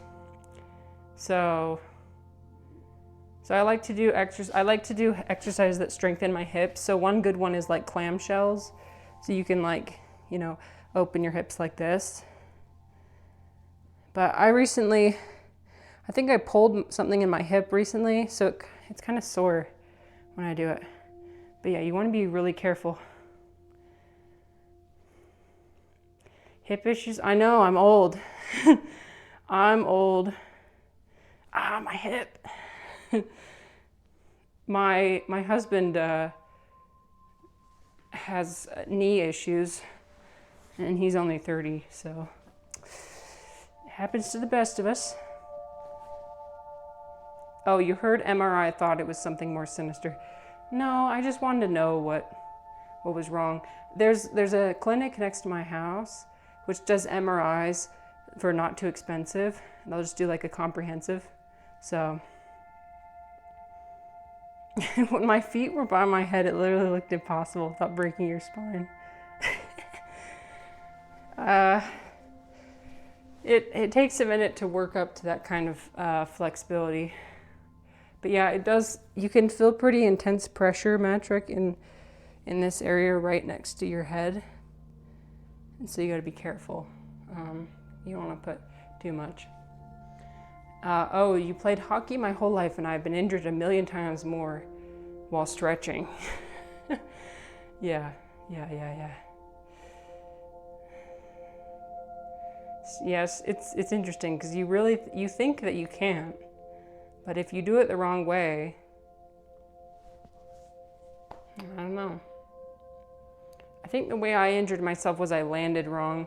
I was doing like, you want to be really careful when you're doing like kicking. So one of the flows we did was we did drinking bird, and then you raise your right leg up, and you like, actually it was like this. So you start out this way, and then you raise your right leg, and then you kick it to the side, and that's one way. If you kick and you're relying on balance, it is easy. You got to be really careful.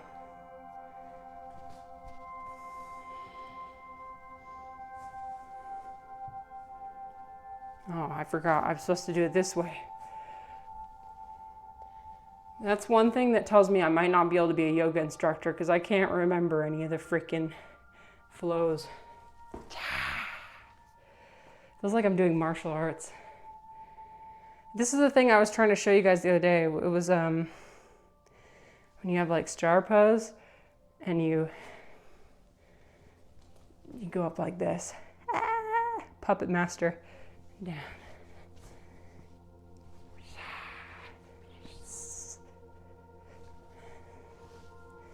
This one is really hard to keep your balance. I seem like I was born to be in... Oh, you're too sweet, Matrick. Don't hit the Rude.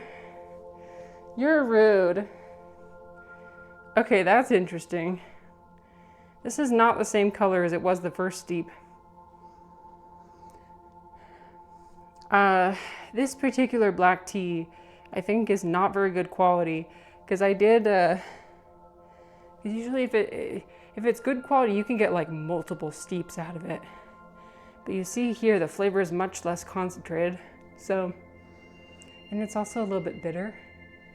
If you drink black tea and it's bitter, you're not drinking the right tea, my friend. You need to drink tea it's kind of sweet. Anticipation. Oh, I forgot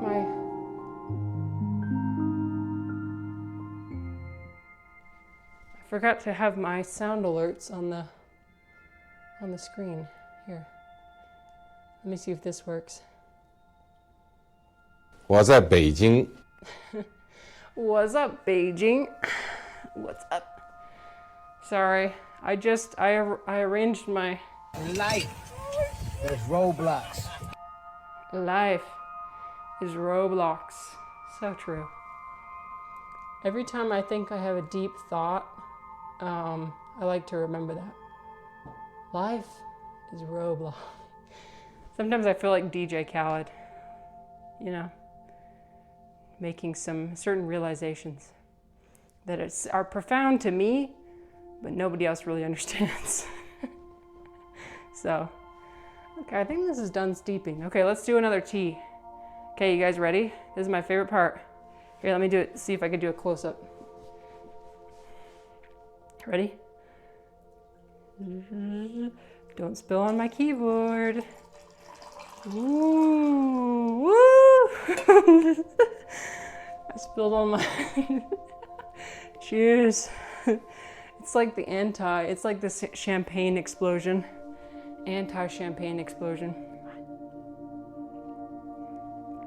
Cheers. Oh, I know the problem. The problem is I didn't have the water hot enough. That's okay. It's warm tea.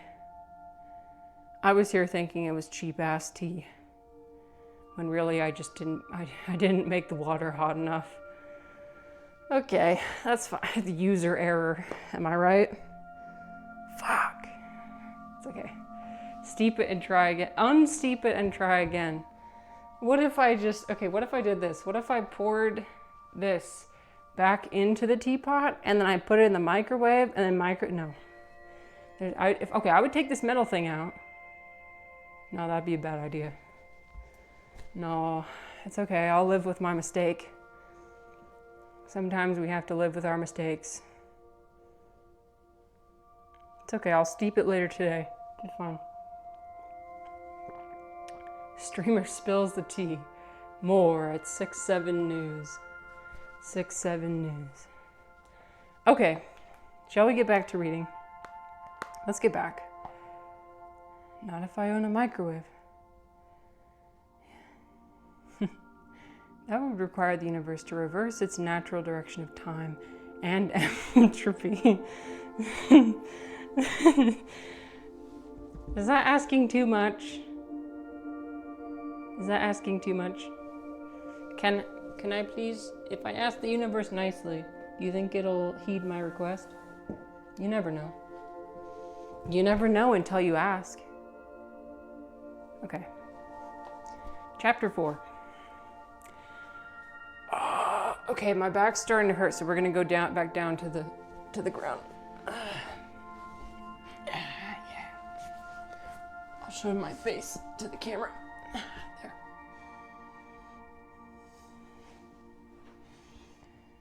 Okay, chapter 4. The rabbit sends in a little bill.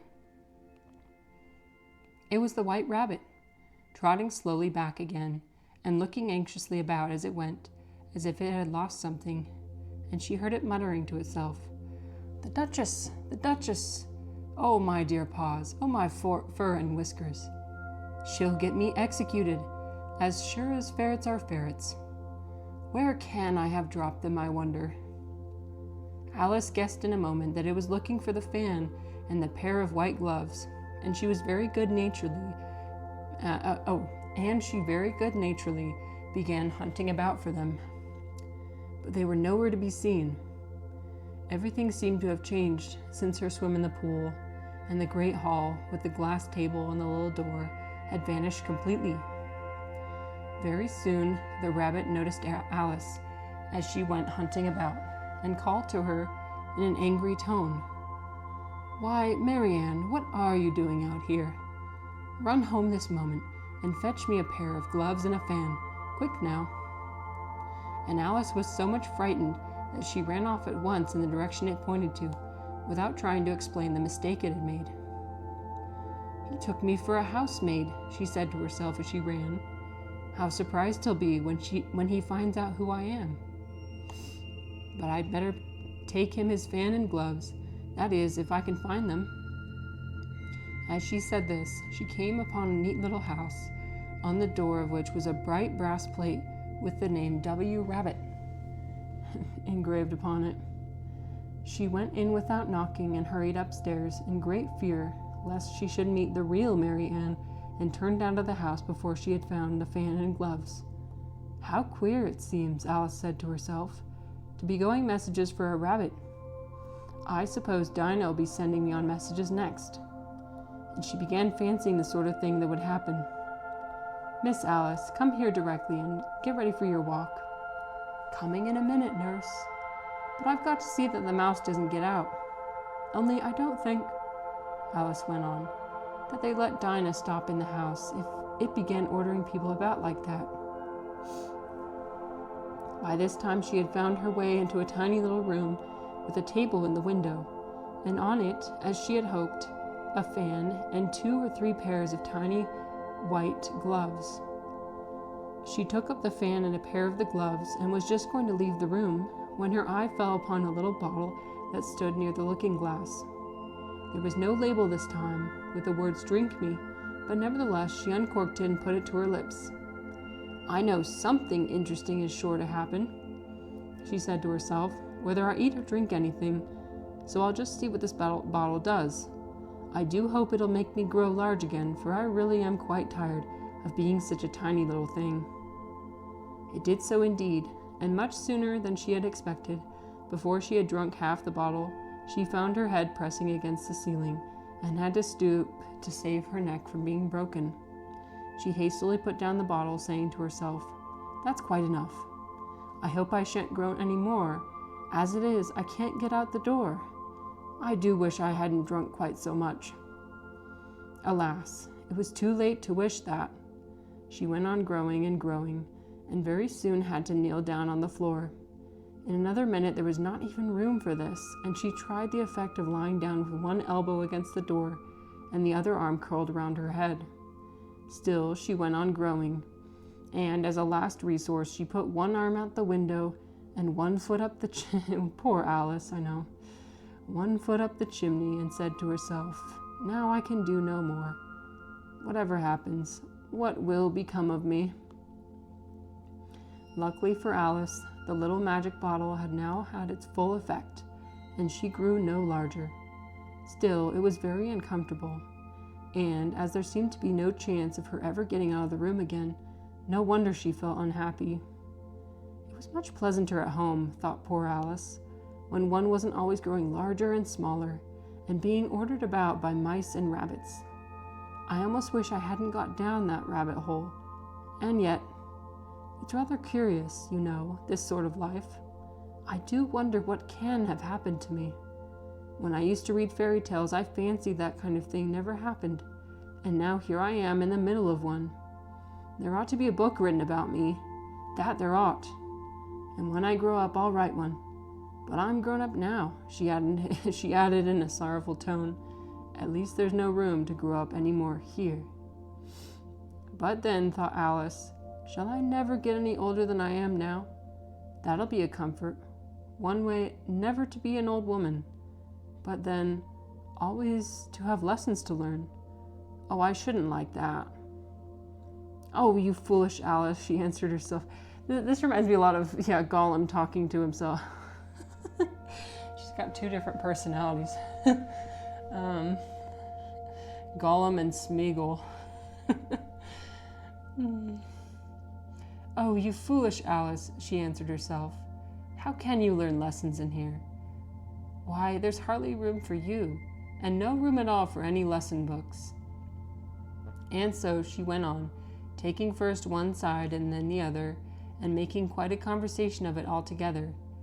But after a few minutes she heard a voice outside and stopped to listen. "Marianne," said the voice, "fetch me my gloves this moment." Then came a little pattering of feet on the stairs. Alice knew it was the rabbit coming to look for her, and she trembled till she shook the house, quite forgetting that she was now about 1,000 times as large as the rabbit, and had no reason to be afraid of it. By the way, sorry guys, there's going to be an ad coming soon, so brace yourselves. Potentially you will get blasted with music, so just know that's not me. Presently the rabbit came up to the door and tried to open it, but as the door opened inwards and Alice's elbow was pressed hard against it, that attempt proved puts on ad pants. Put on your ad pants. Yes. More like put on your ad ears. For the absolute dopamine maximization, sound maximization bullshit. Anyway.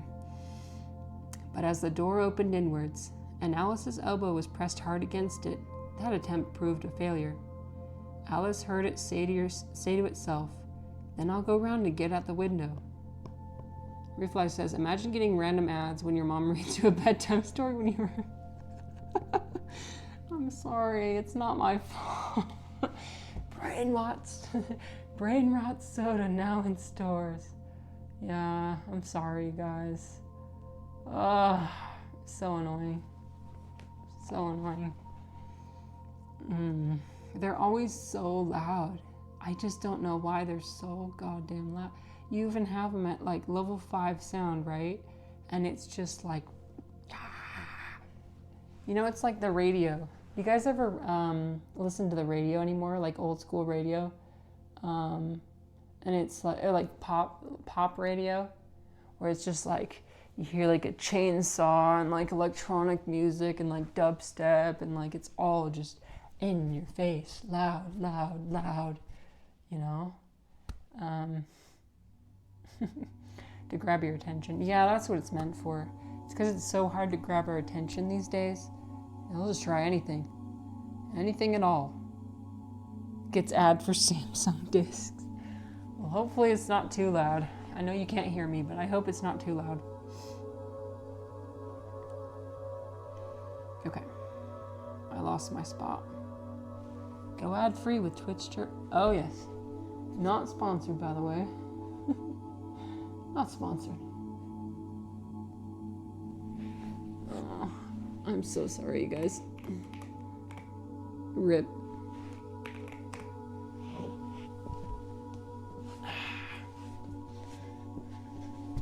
I'll take this moment to drink my tea. I don't think you can even call this tea. I think you could just call this water. Water with slight tea flavor. That's an idea. I could use it to water my plants. Maybe I should use it to water my plants. Oh, that's a great idea. So glad I thought of it. Just one sec. I'm gonna water this plant right here as you guys have your ad break. Here, would you like some tea? There. Just a little caffeine won't hurt, right?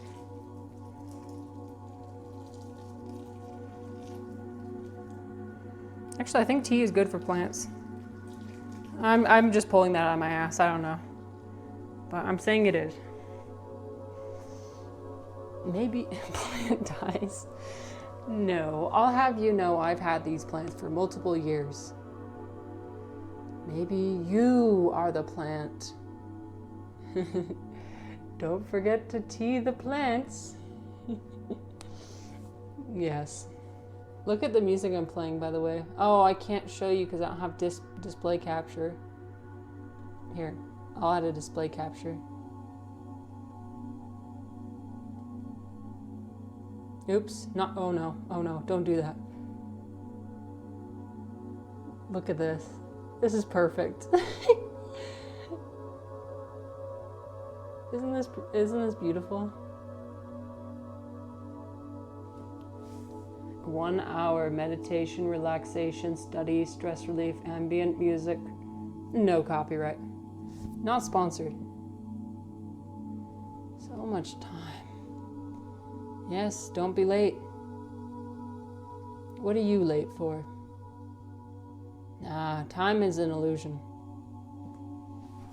Time is an illusion. Time isn't real.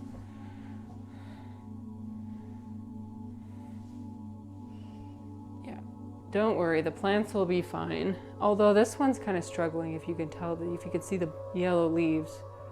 I'm wondering if it's either because it doesn't have enough sun, or too much sun, or not enough nutrients. I don't know, but I've had it for a few years, so that's good, right? It's better than some people can say. Okay. Presently the rabbit came up to the door and tried to open it, but as the door opened inwards, and Alice's elbow was pressed hard against it, that attempt proved a failure.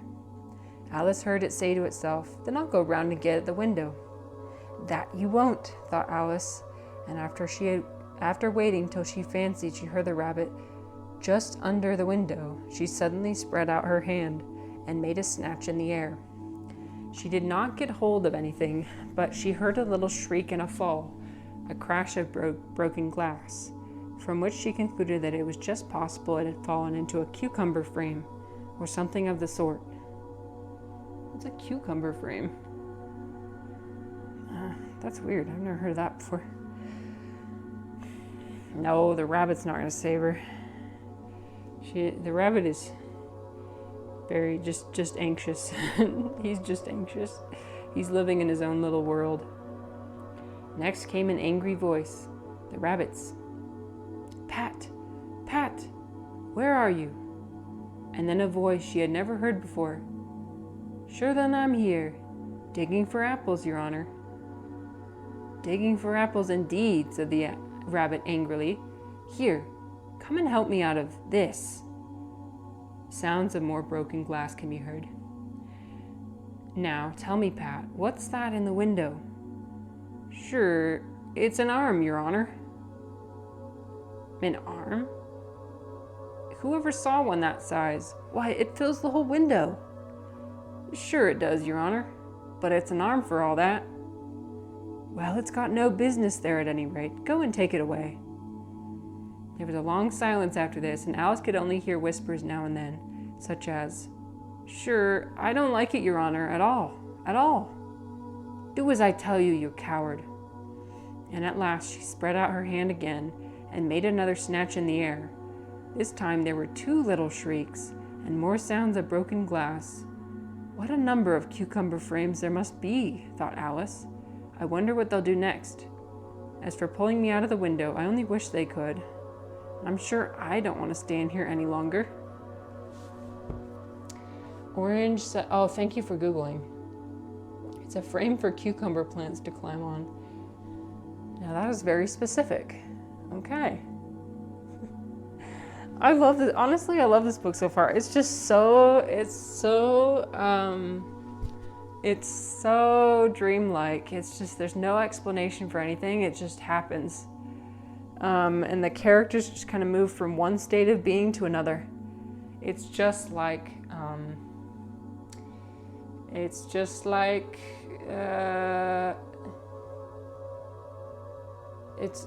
like living in the moment. That's all you gotta do, really. Just exist. This is basically just a bunch of strange characters that are just existing. Don't do drugs, kids, the book. Well, Refly, here's what I was thinking. So, like, psychedelics definitely were not a thing in 1865, right? Because LSD didn't come out until, like, at least the 20th century, right? And so it wasn't that. As far as mushrooms go, we have certain theories about where they started out, but most people hypothesize that it started out in South America, and that was kind of the only place where they were really circulated. So it wasn't psychedelics, but like, what else could it be? You know what I mean? I'm telling you, this guy's just high off of life. Maybe this guy just meditates a lot, or maybe his brain just works that way. I'm like, sign me up. I'd love that. I love to just be whimsical all the time. Refly, I got this from Gutenberg.org. The Gutenberg Project. Orange says, "Are you?" Yes, I am living in the U.S. I'm living in Utah, Mormon land. Or some had glass to cover them to help protect them.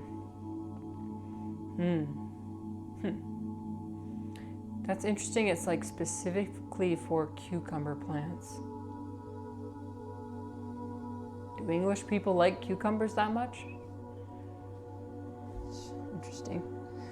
Okay. Let's see. Oh no. She waited for some time without hearing anything more. At last came a rumbling of little cartwheels and the sound of a good many voices all talking together. She made out the words, "Where's the other ladder? Why, I hadn't to bring but one. Bill's got the other. Bill, fetch it here, lad. Here, put 'em up at this corner. No, tie 'em together first.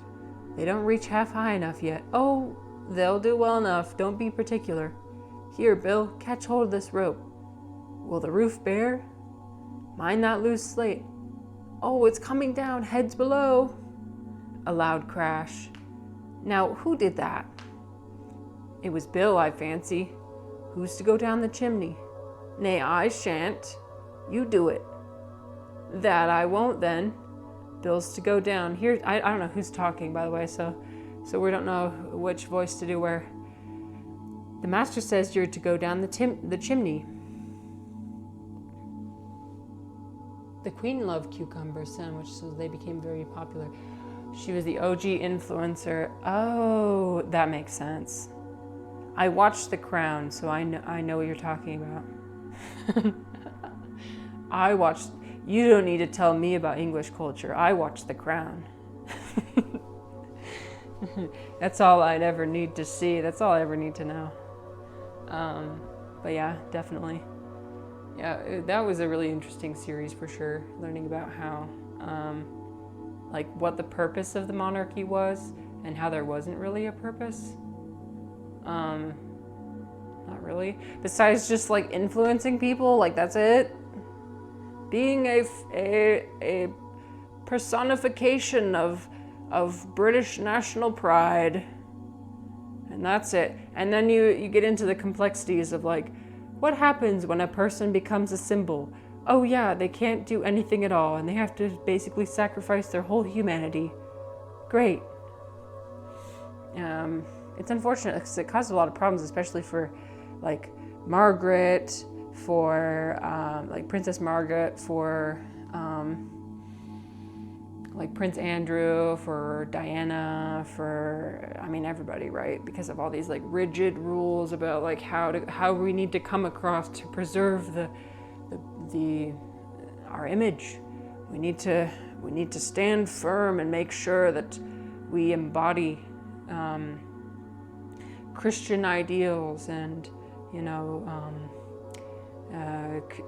conservative values. Orange says, I never watched that. Is it good? It's good. It depends on what kind of show you like. If you're okay with sitting through, because the episodes are each an hour long, right? And very dramatized. If you've ever watched like British TV shows, like especially like British dramas, it'll be easy for you. Like if you watch like Pride and Prejudice or like North and South or anything like that, it's kind of like that basically. So if you're okay with watching those, The Crown will be fine. But if you're like, if you need like fast paced, like give me the content right now, not the show for you. It is very slow. Magic says, I watch Merlin. Ooh, what is that? What is Merlin? Seems like a fantasy. Is that a British show? It's a TV series from 2008. Oh, a British drama, there we go. That counts. It's a BBC, even better. If it's a BBC show and if it's a drama, you'll be fine. Yeah, but no, it's kind of interesting to see into the, because it goes through the Queen, her whole life, from when she was young to when she was middle-aged to when she was older. And yes, you're correct, Orange. The concept does not work well in the modern world. That's a huge purpose of what the show is trying to display, is like, okay, this might have worked for us in the past, especially during war times, to keep national, like keep our spirits up and whatever. But with all the changes of the modern world, it was really hard for the Crown, especially like with the economic struggles that Great Britain went through. Like to have the monarchy be something that just sucked so much wealth. I mean, they had like the royal yacht and what could we do without our summer palace or what? I don't know, not summer palace, but like everybody has like their own castle basically. And at one point they tried to make a documentary about the royal family, but I don't think that even went over very well, because all it did was showcase how disconnected they are from everyday people.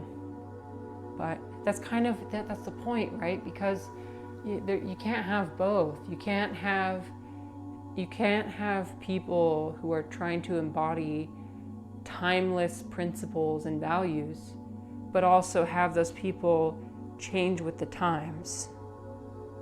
Right? That's counterintuitive.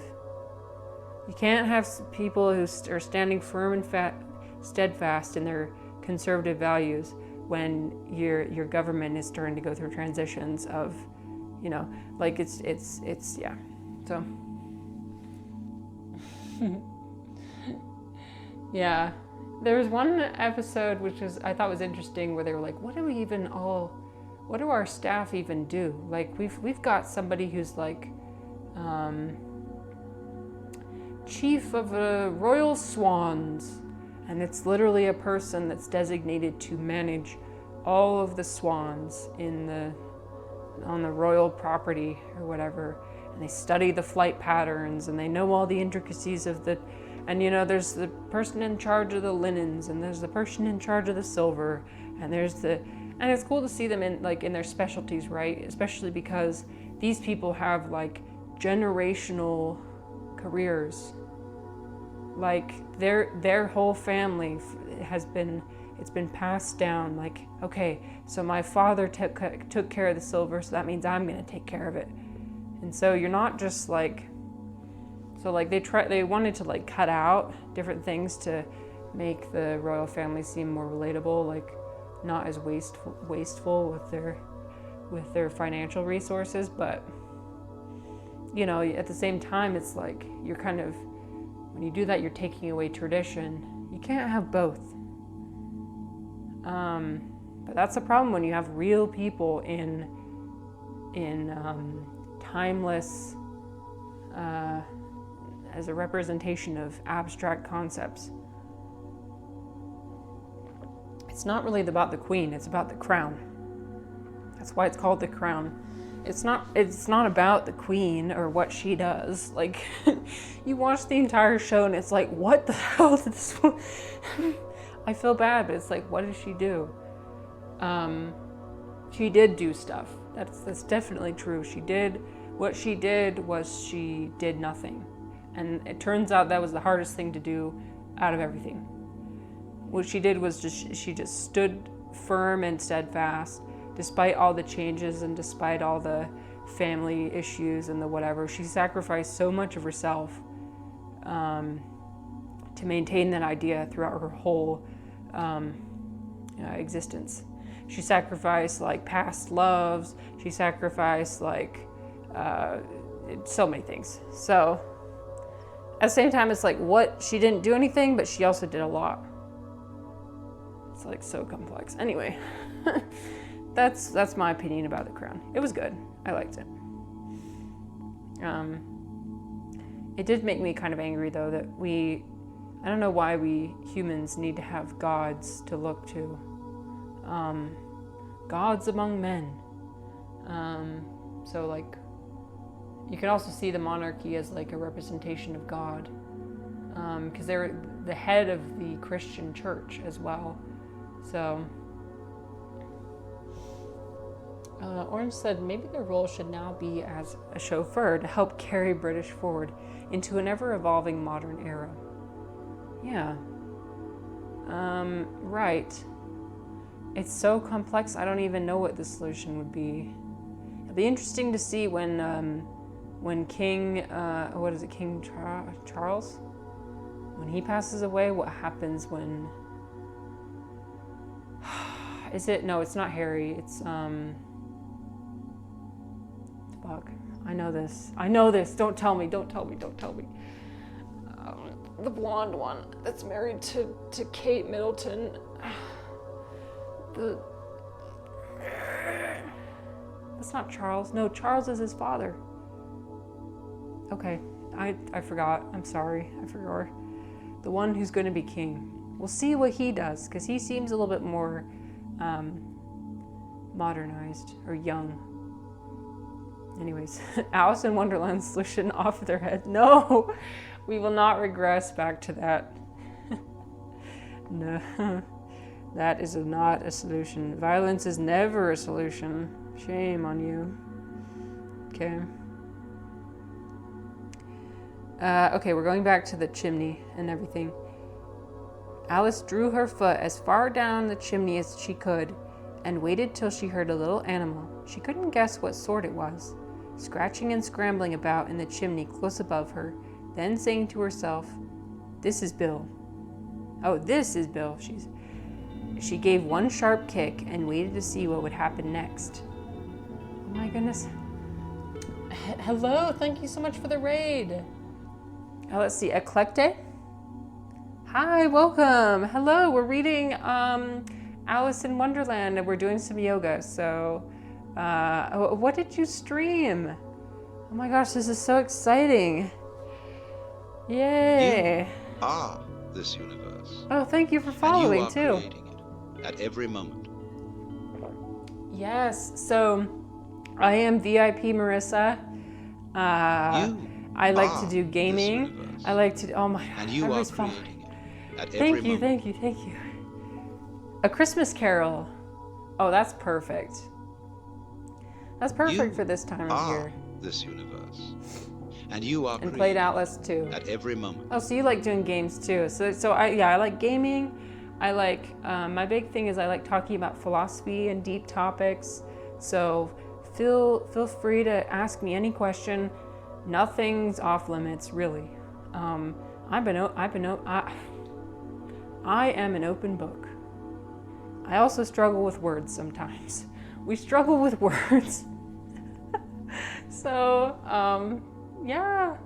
But, oh, you're so sweet. Thank you. I'll be sure to check. Here, wait, let me give you a shout out as well. I'm really appreciative, and we'll continue reading. This book is very dreamlike. I've never read it before, but it's just kind of like, okay, I want to make sure I spelled that right. I think I did, yeah. It's very much like, and then this happened, and then this happened, and then we're here, and we have no explanation for why it's happening, but it's happening. So, okay, get cozy, and we will continue. Oh, you're sweet. Thank you.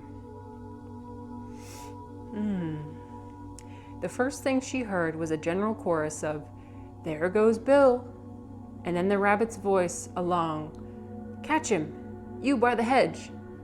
Then silence. Then another confusion of voices. "Hold up his head. Brandy now, don't choke him. How was it, old fellow? What happened to you? Tell us all about it." So she kicked him off the roof. Oh dear. So currently Alice she's grown up to the size of the rabbit's house, and they're getting up to all sorts of shenanigans. The rabbit, his house staff, they're all trying to figure out what is going on. "So you did, old fellow," said the others. "We must burn the house down," said Rabbit's voice.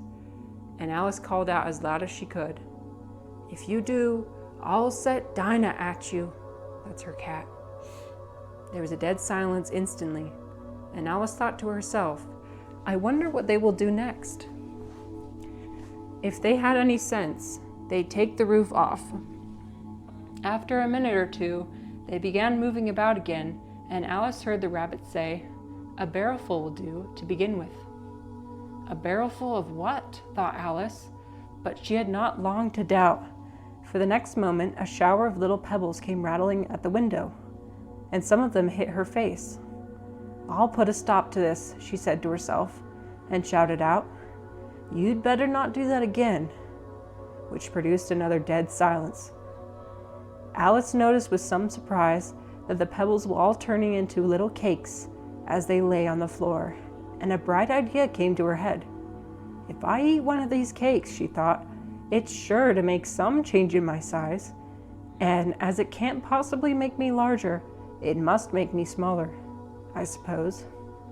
So she swallowed one of the cakes and was delighted to find that she began shrinking directly.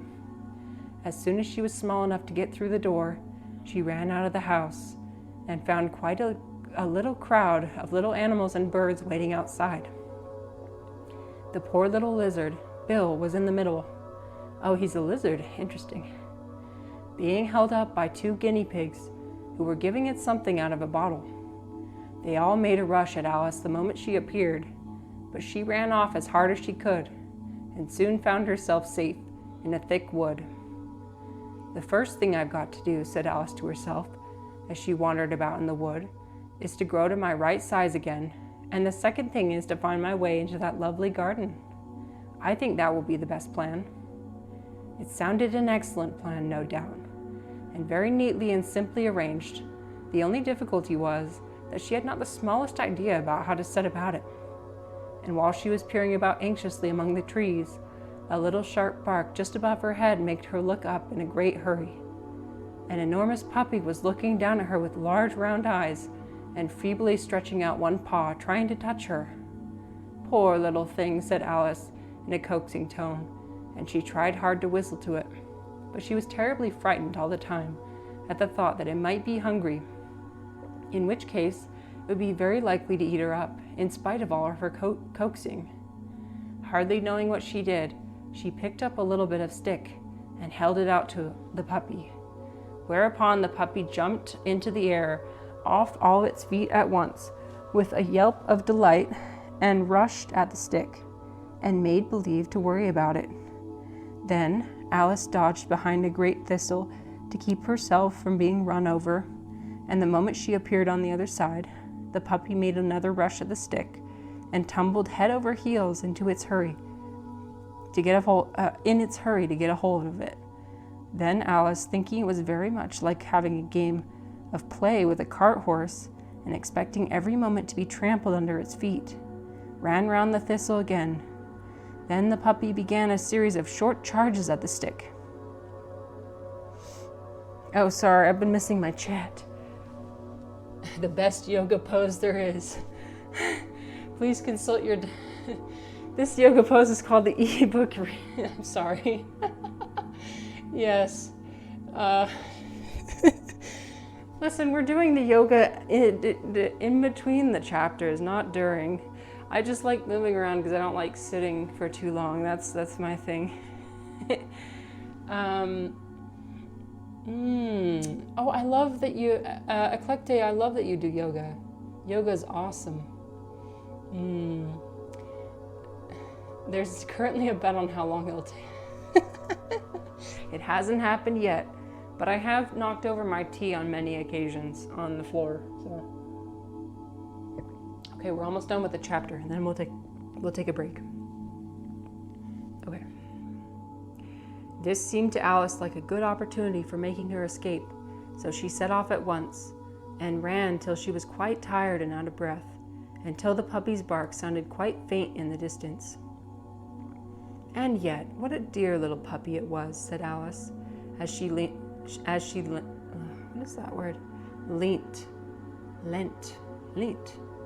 against a buttercup to rest herself, and fanned herself with one of the leaves. "I should have liked teaching it tricks very much, if I'd only been the right size to do it. Oh dear, I'd nearly forgotten that I've got to grow up again. Let me see, how is it to be managed? I suppose I ought to eat or drink something or other, but the great question is, what?" The great question certainly was what. Alice looked all around her at the flowers and the blades of grass, but she did not see anything that looked like the right thing to eat or drink under the circumstances. There was a large mushroom growing near her, about the same height as herself, and when she had looked under it, and on both sides of it and behind it, it occurred to her that she might as well look and see what was on the top of it. She stretched herself up on tiptoe and peeped over the edge of the mushroom, and her eyes immediately met those of a large blue caterpillar that was sitting on the top with his arm folded, quietly smoking a long hookah, and taking not the smallest notice of her or anything else. "Oh, you're very spiritual and follow a lot of these practices as well. Well, you are welcome here. We talk about a lot of spiritual things as well. I've got my friend Dom, who's super into spirituality, and like he's also into like Buddhism. So we talk about different like Buddhist philosophy, Hindu philosophy. Yeah. So the amount of times I've knocked the tea, literally. The problem is my carpet is, by the way, that was the end of chapter 4. My carpet's white, so congratulations, Chozo. Oh my God. Feel free to try out my ego measure. Let's see what my ego's at right now. I have a feeling it's pretty high.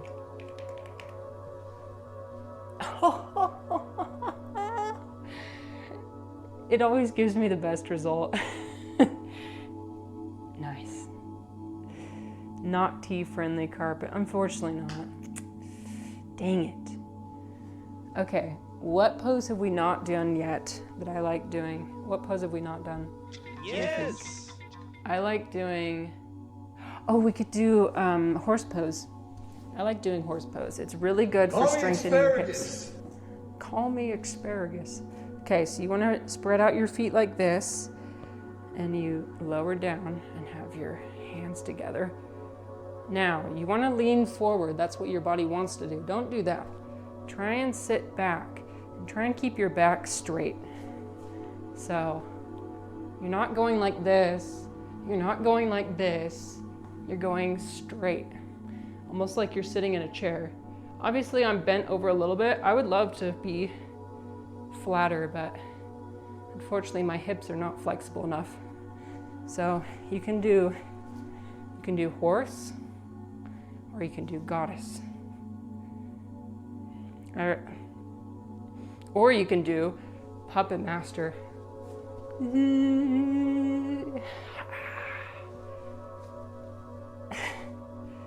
This pose is called, I hope I don't, you know what's funny is that, yeah, in yoga class, the mats are in pretty close proximity. And after this pose, I like stretching out.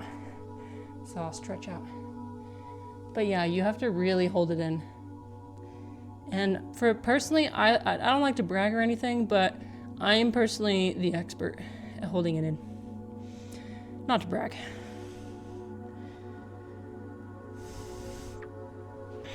Okay, so you always want to halfway lift and then lift all the way up.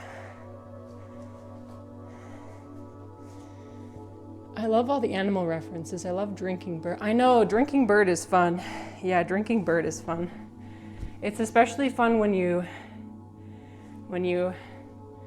so you can start out in chair, for example, and then go up into drinking bird, and then you can go up. I think this is called Tadasana, and then go down. You can do like a chaturanga. Again, you're not supposed to touch the floor, but unfortunately my arms are twigs, so very weak. But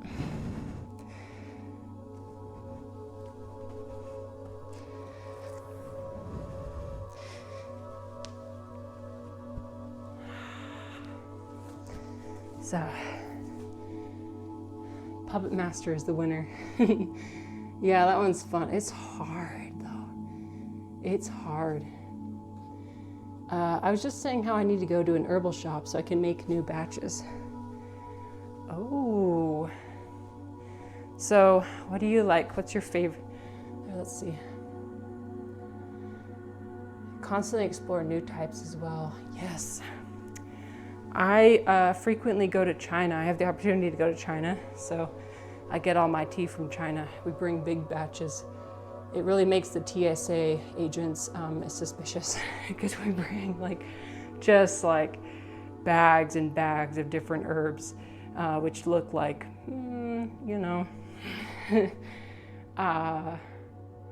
but yeah, it's tea. Like we got black tea, we got pu'er tea, we got, and I love the roasted black tea. That's one of my favorites. Roasted black tea, jasmine tea. Mr. Blue, hello. Oh, wait, what is this? Oh, sage. I want to get into sage. I've never tried it though. Yeah. People sage their houses and things, right? To get rid of the bad energy. Sometimes it looks like I'm gonna perform a backflip. Look at me. Do you think I'm capable of performing a backflip? Do you think this 5'11" ass will be able to? No, I would break my neck. I'd break my neck easier trying to do a backflip than trying to do, what was that other pose? Plow pose. I know, when we come through, yeah, they're very skeptical. They're like, what is this? They always open it up and like smell it and like, it's just tea. Orange, you have to go grocery shopping. Ran out of pineapple and, oh, that's controversial. Damn, I love how you just openly admit that you like pineapple on pizza. That is very brave of you. I applaud you for that. But have fun grocery shopping. I think we're gonna do one more chapter and then be done. But it was really nice to have you here, Orange. Yeah, really nice to have you, your conversation. So nice. Hands out torches and pitchforks. We're coming after you. Eclecte said, I use incense and Palo Santo, but I also use sage in my practices for cleansing too. I've been saged before. So I go to like this new age kind of church. It's really just a community gathering. But sometimes in the beginning, they'll have sage and they'll kind of cleanse you beforehand. Sometimes I like turn around and just let them do the smoke all over me. I'm relatively new to this space. I come from I grew up Christian, and so yeah, had an interesting transition leaving that. Then became an atheist, and then I decided very quickly atheism is not for me. So now we're moving on to other things. Okay, all right. Now that we've done our yoga, always good to smoke cleanse. Nice. Okay, let us read chapter 5. We might read the whole chapter, we might only read half. I haven't decided yet. But yeah, settle in and we'll get started. Okay, chapter 5. Advice from a caterpillar. And also because my tablet has 7% charge, so it might die halfway through. Okay. The caterpillar and Alice looked at each other for some time in silence. At last, the caterpillar took the hookah out of its mouth and addressed her in a languid, sleepy voice. Oh, you know what? It's probably hookah. That's the substance. Well, but that's the thing. That's the thing. The hookah, I've never had it before, but it's just tobacco, right? You can't like start hallucinating things and get into that kind of a mind state from that, can you? Maybe you can, I don't know. Because people always hypothesize that Lewis Carroll was on some sort of substance when he wrote this, and I'm saying, no, I think he was just high on life. Large amounts of tobacco can mess you up. Maybe that's what it is. No. Well, maybe. Either way, he gave us a wonderful and creative and whimsical book that most people would not be able to come up with. It really gets you somehow. Okay. Who are you? Said the caterpillar. This was not an encouraging opening for a conversation. Alice replied, rather shyly, I hardly know, sir. Just at present, at least I know who I was when I got up this morning, but I think I must have changed several times since then. What do you mean by that? Said the caterpillar sternly. Explain yourself. I can't explain myself, I'm afraid, sir, said Alice, because I'm not myself, you see. I don't see, said the caterpillar. I'm afraid I can't put it more clearly, Alice replied very politely, for I can't understand it myself to begin with, and being so many different sizes in a day is very confusing. It isn't, said the caterpillar. Well, perhaps you haven't found it so yet, said Alice, but when you have to turn into a chrysalis, you will someday, you know. And then after that into a butterfly. I should think you'll feel a little bit queer, won't you? Not a bit, said the caterpillar. Well, perhaps your feelings may be different, said Alice. All I know is it would feel very queer to me. You, said the caterpillar contemptuously. Who are you? Which brought them back again to the beginning of the conversation. Alice felt a little irritated at the caterpillar's making such very short remarks, and she drew herself up and said very gravely, I think you ought to tell me who you are first. Why? Said the caterpillar. Here was another puzzling question, and as Alice could not think of any good reason, and as the caterpillar seemed to be in a very unpleasant state of mind, she turned away. Come back, the caterpillar called after her. I've something important to say. This sounded promising, certainly.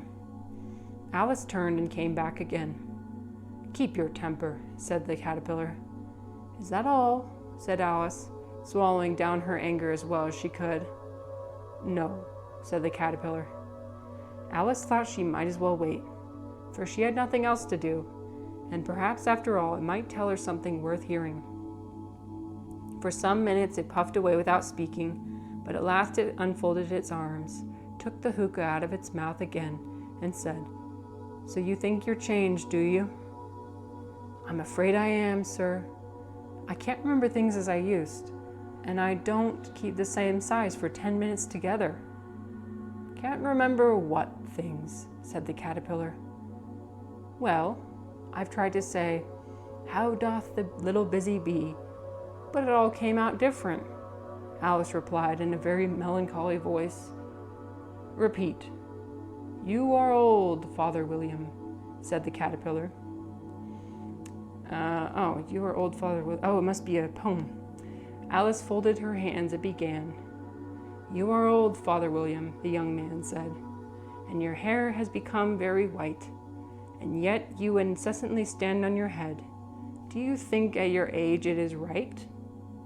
In my youth, Father William replied to his son, I feared it might injure the brain, but now that I am perfectly sure I have none, why, I do it again and again. You are old, said the youth, as I mentioned before, and have grown most uncommonly fat. Yet you turned a back somersault in at the door. Pray, what is the reason for that? In my youth, said the sage, as he shook his gray locks, I kept all my limbs very supple. By the use of this ointment, 1 shilling the box. Allow me to sell you a couple? You are old, said the youth, and your jaws are too weak for anything tougher than suet. Yet you finished the goose with the bones on the beak. Pray, how did you manage to do it? In my youth, said his father, I took to the law and argued each case with my wife, and the muscular strength which it gave to my jaw had lasted the rest of my life. You are old, said the youth. One would hardly suppose that your eye was steady as ever, yet you balanced an eel on the end of your nose. What made you so awfully clever? I have answered 3 questions, and that is enough, said his father. Don't give yourself airs. Do you think I can listen all day to such stuff? Be off, or I'll kick you downstairs. That is not said right, said the caterpillar. Imagine being able to recite an entire poem. I don't think I can, especially that long. That's crazy. No way I can do that. Not quite right, I'm afraid, said Alice timidly. Some of the words have got altered. I know, right? That's crazy. Well, I'm sure it's not reality, but still. This book reminds me of Lord of the Rings a little bit in the way that, or at least The Hobbit, because I've read that one, where there's just like little poems and little songs inserted in the middle. It makes it very whimsical.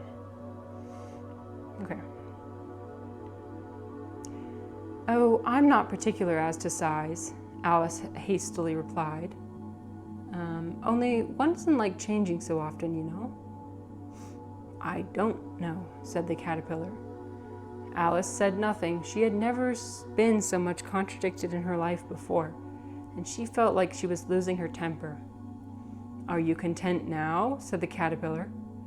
"Well, I should like to be a little larger, sir, if you wouldn't mind," said Alice. 3 inches is such a wretched height to be."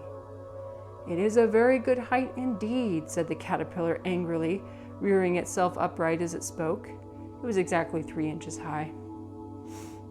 "But I'm not used to it," pleaded poor Alice in a piteous tone, and she thought of herself. "I wish the creatures wouldn't be so easily offended." "You'll get used to it in time," said the caterpillar, and it put the hookah in its mouth and began smoking again. This time Alice waited patiently until it chose to speak again. In a minute or two the caterpillar took the hookah out of its mouth and yawned once or twice and shook itself. Then it got down off the mushroom and crawled away in the grass, merely remarking as it went, "One side will make you grow taller, and the other side will make you grow shorter." "One side of what? The other side of what?" thought Alice to herself. "Of the mushroom," said the caterpillar, just as if she had asked it aloud, and in another moment it was out of sight. Alice remained looking thoughtfully at the mushroom for a minute, trying to make out which were the 2 sides of it, and as it was perfectly round, she found this a very difficult question. However, at last she had stretched her arms round as far as it would go, and broke off a bit of the edge with each hand. "And now, which is which?" she said to herself, and nibbled a little bit of the right hand bit to try the effect. The next moment, she felt a violent blow underneath her chin. It had struck her foot. She was a good deal frightened by this very sudden change, but she felt there was no time to be lost, as she was shrinking rapidly, so she set to work at once to eat some of the other bit. Her chin was pressed so closely against her foot that there was hardly room to open her mouth, but she did it at last, and managed to swallow a morsel of the left hand bit. Okay, so there's a chapter break here, so I think this is a good place to end for now. Mostly because I kind of have to pee. But let me see if there's anybody else who is streaming right now that I can raid. A great stopping point. I know as she eats the mushroom, how poetic. As a mushroom streamer, I absolutely love mushrooms, so it's kind of cute. Here. Let me see who is streaming. Okay, I'm gonna try and make sure this doesn't blast music, but it might, so sorry if it does. Nope, it doesn't. Okay, good. Ooh, okay, we're gonna raid. This is really cool. So this is a channel she's a DJ, but she does like 1960s music, and it's black and white, and she's got a filter on her voice, which makes her sound like she's like on TV in the 1950s, 1960s. She's wearing the dress, she's got the decor. It's really interesting. So let's raid her.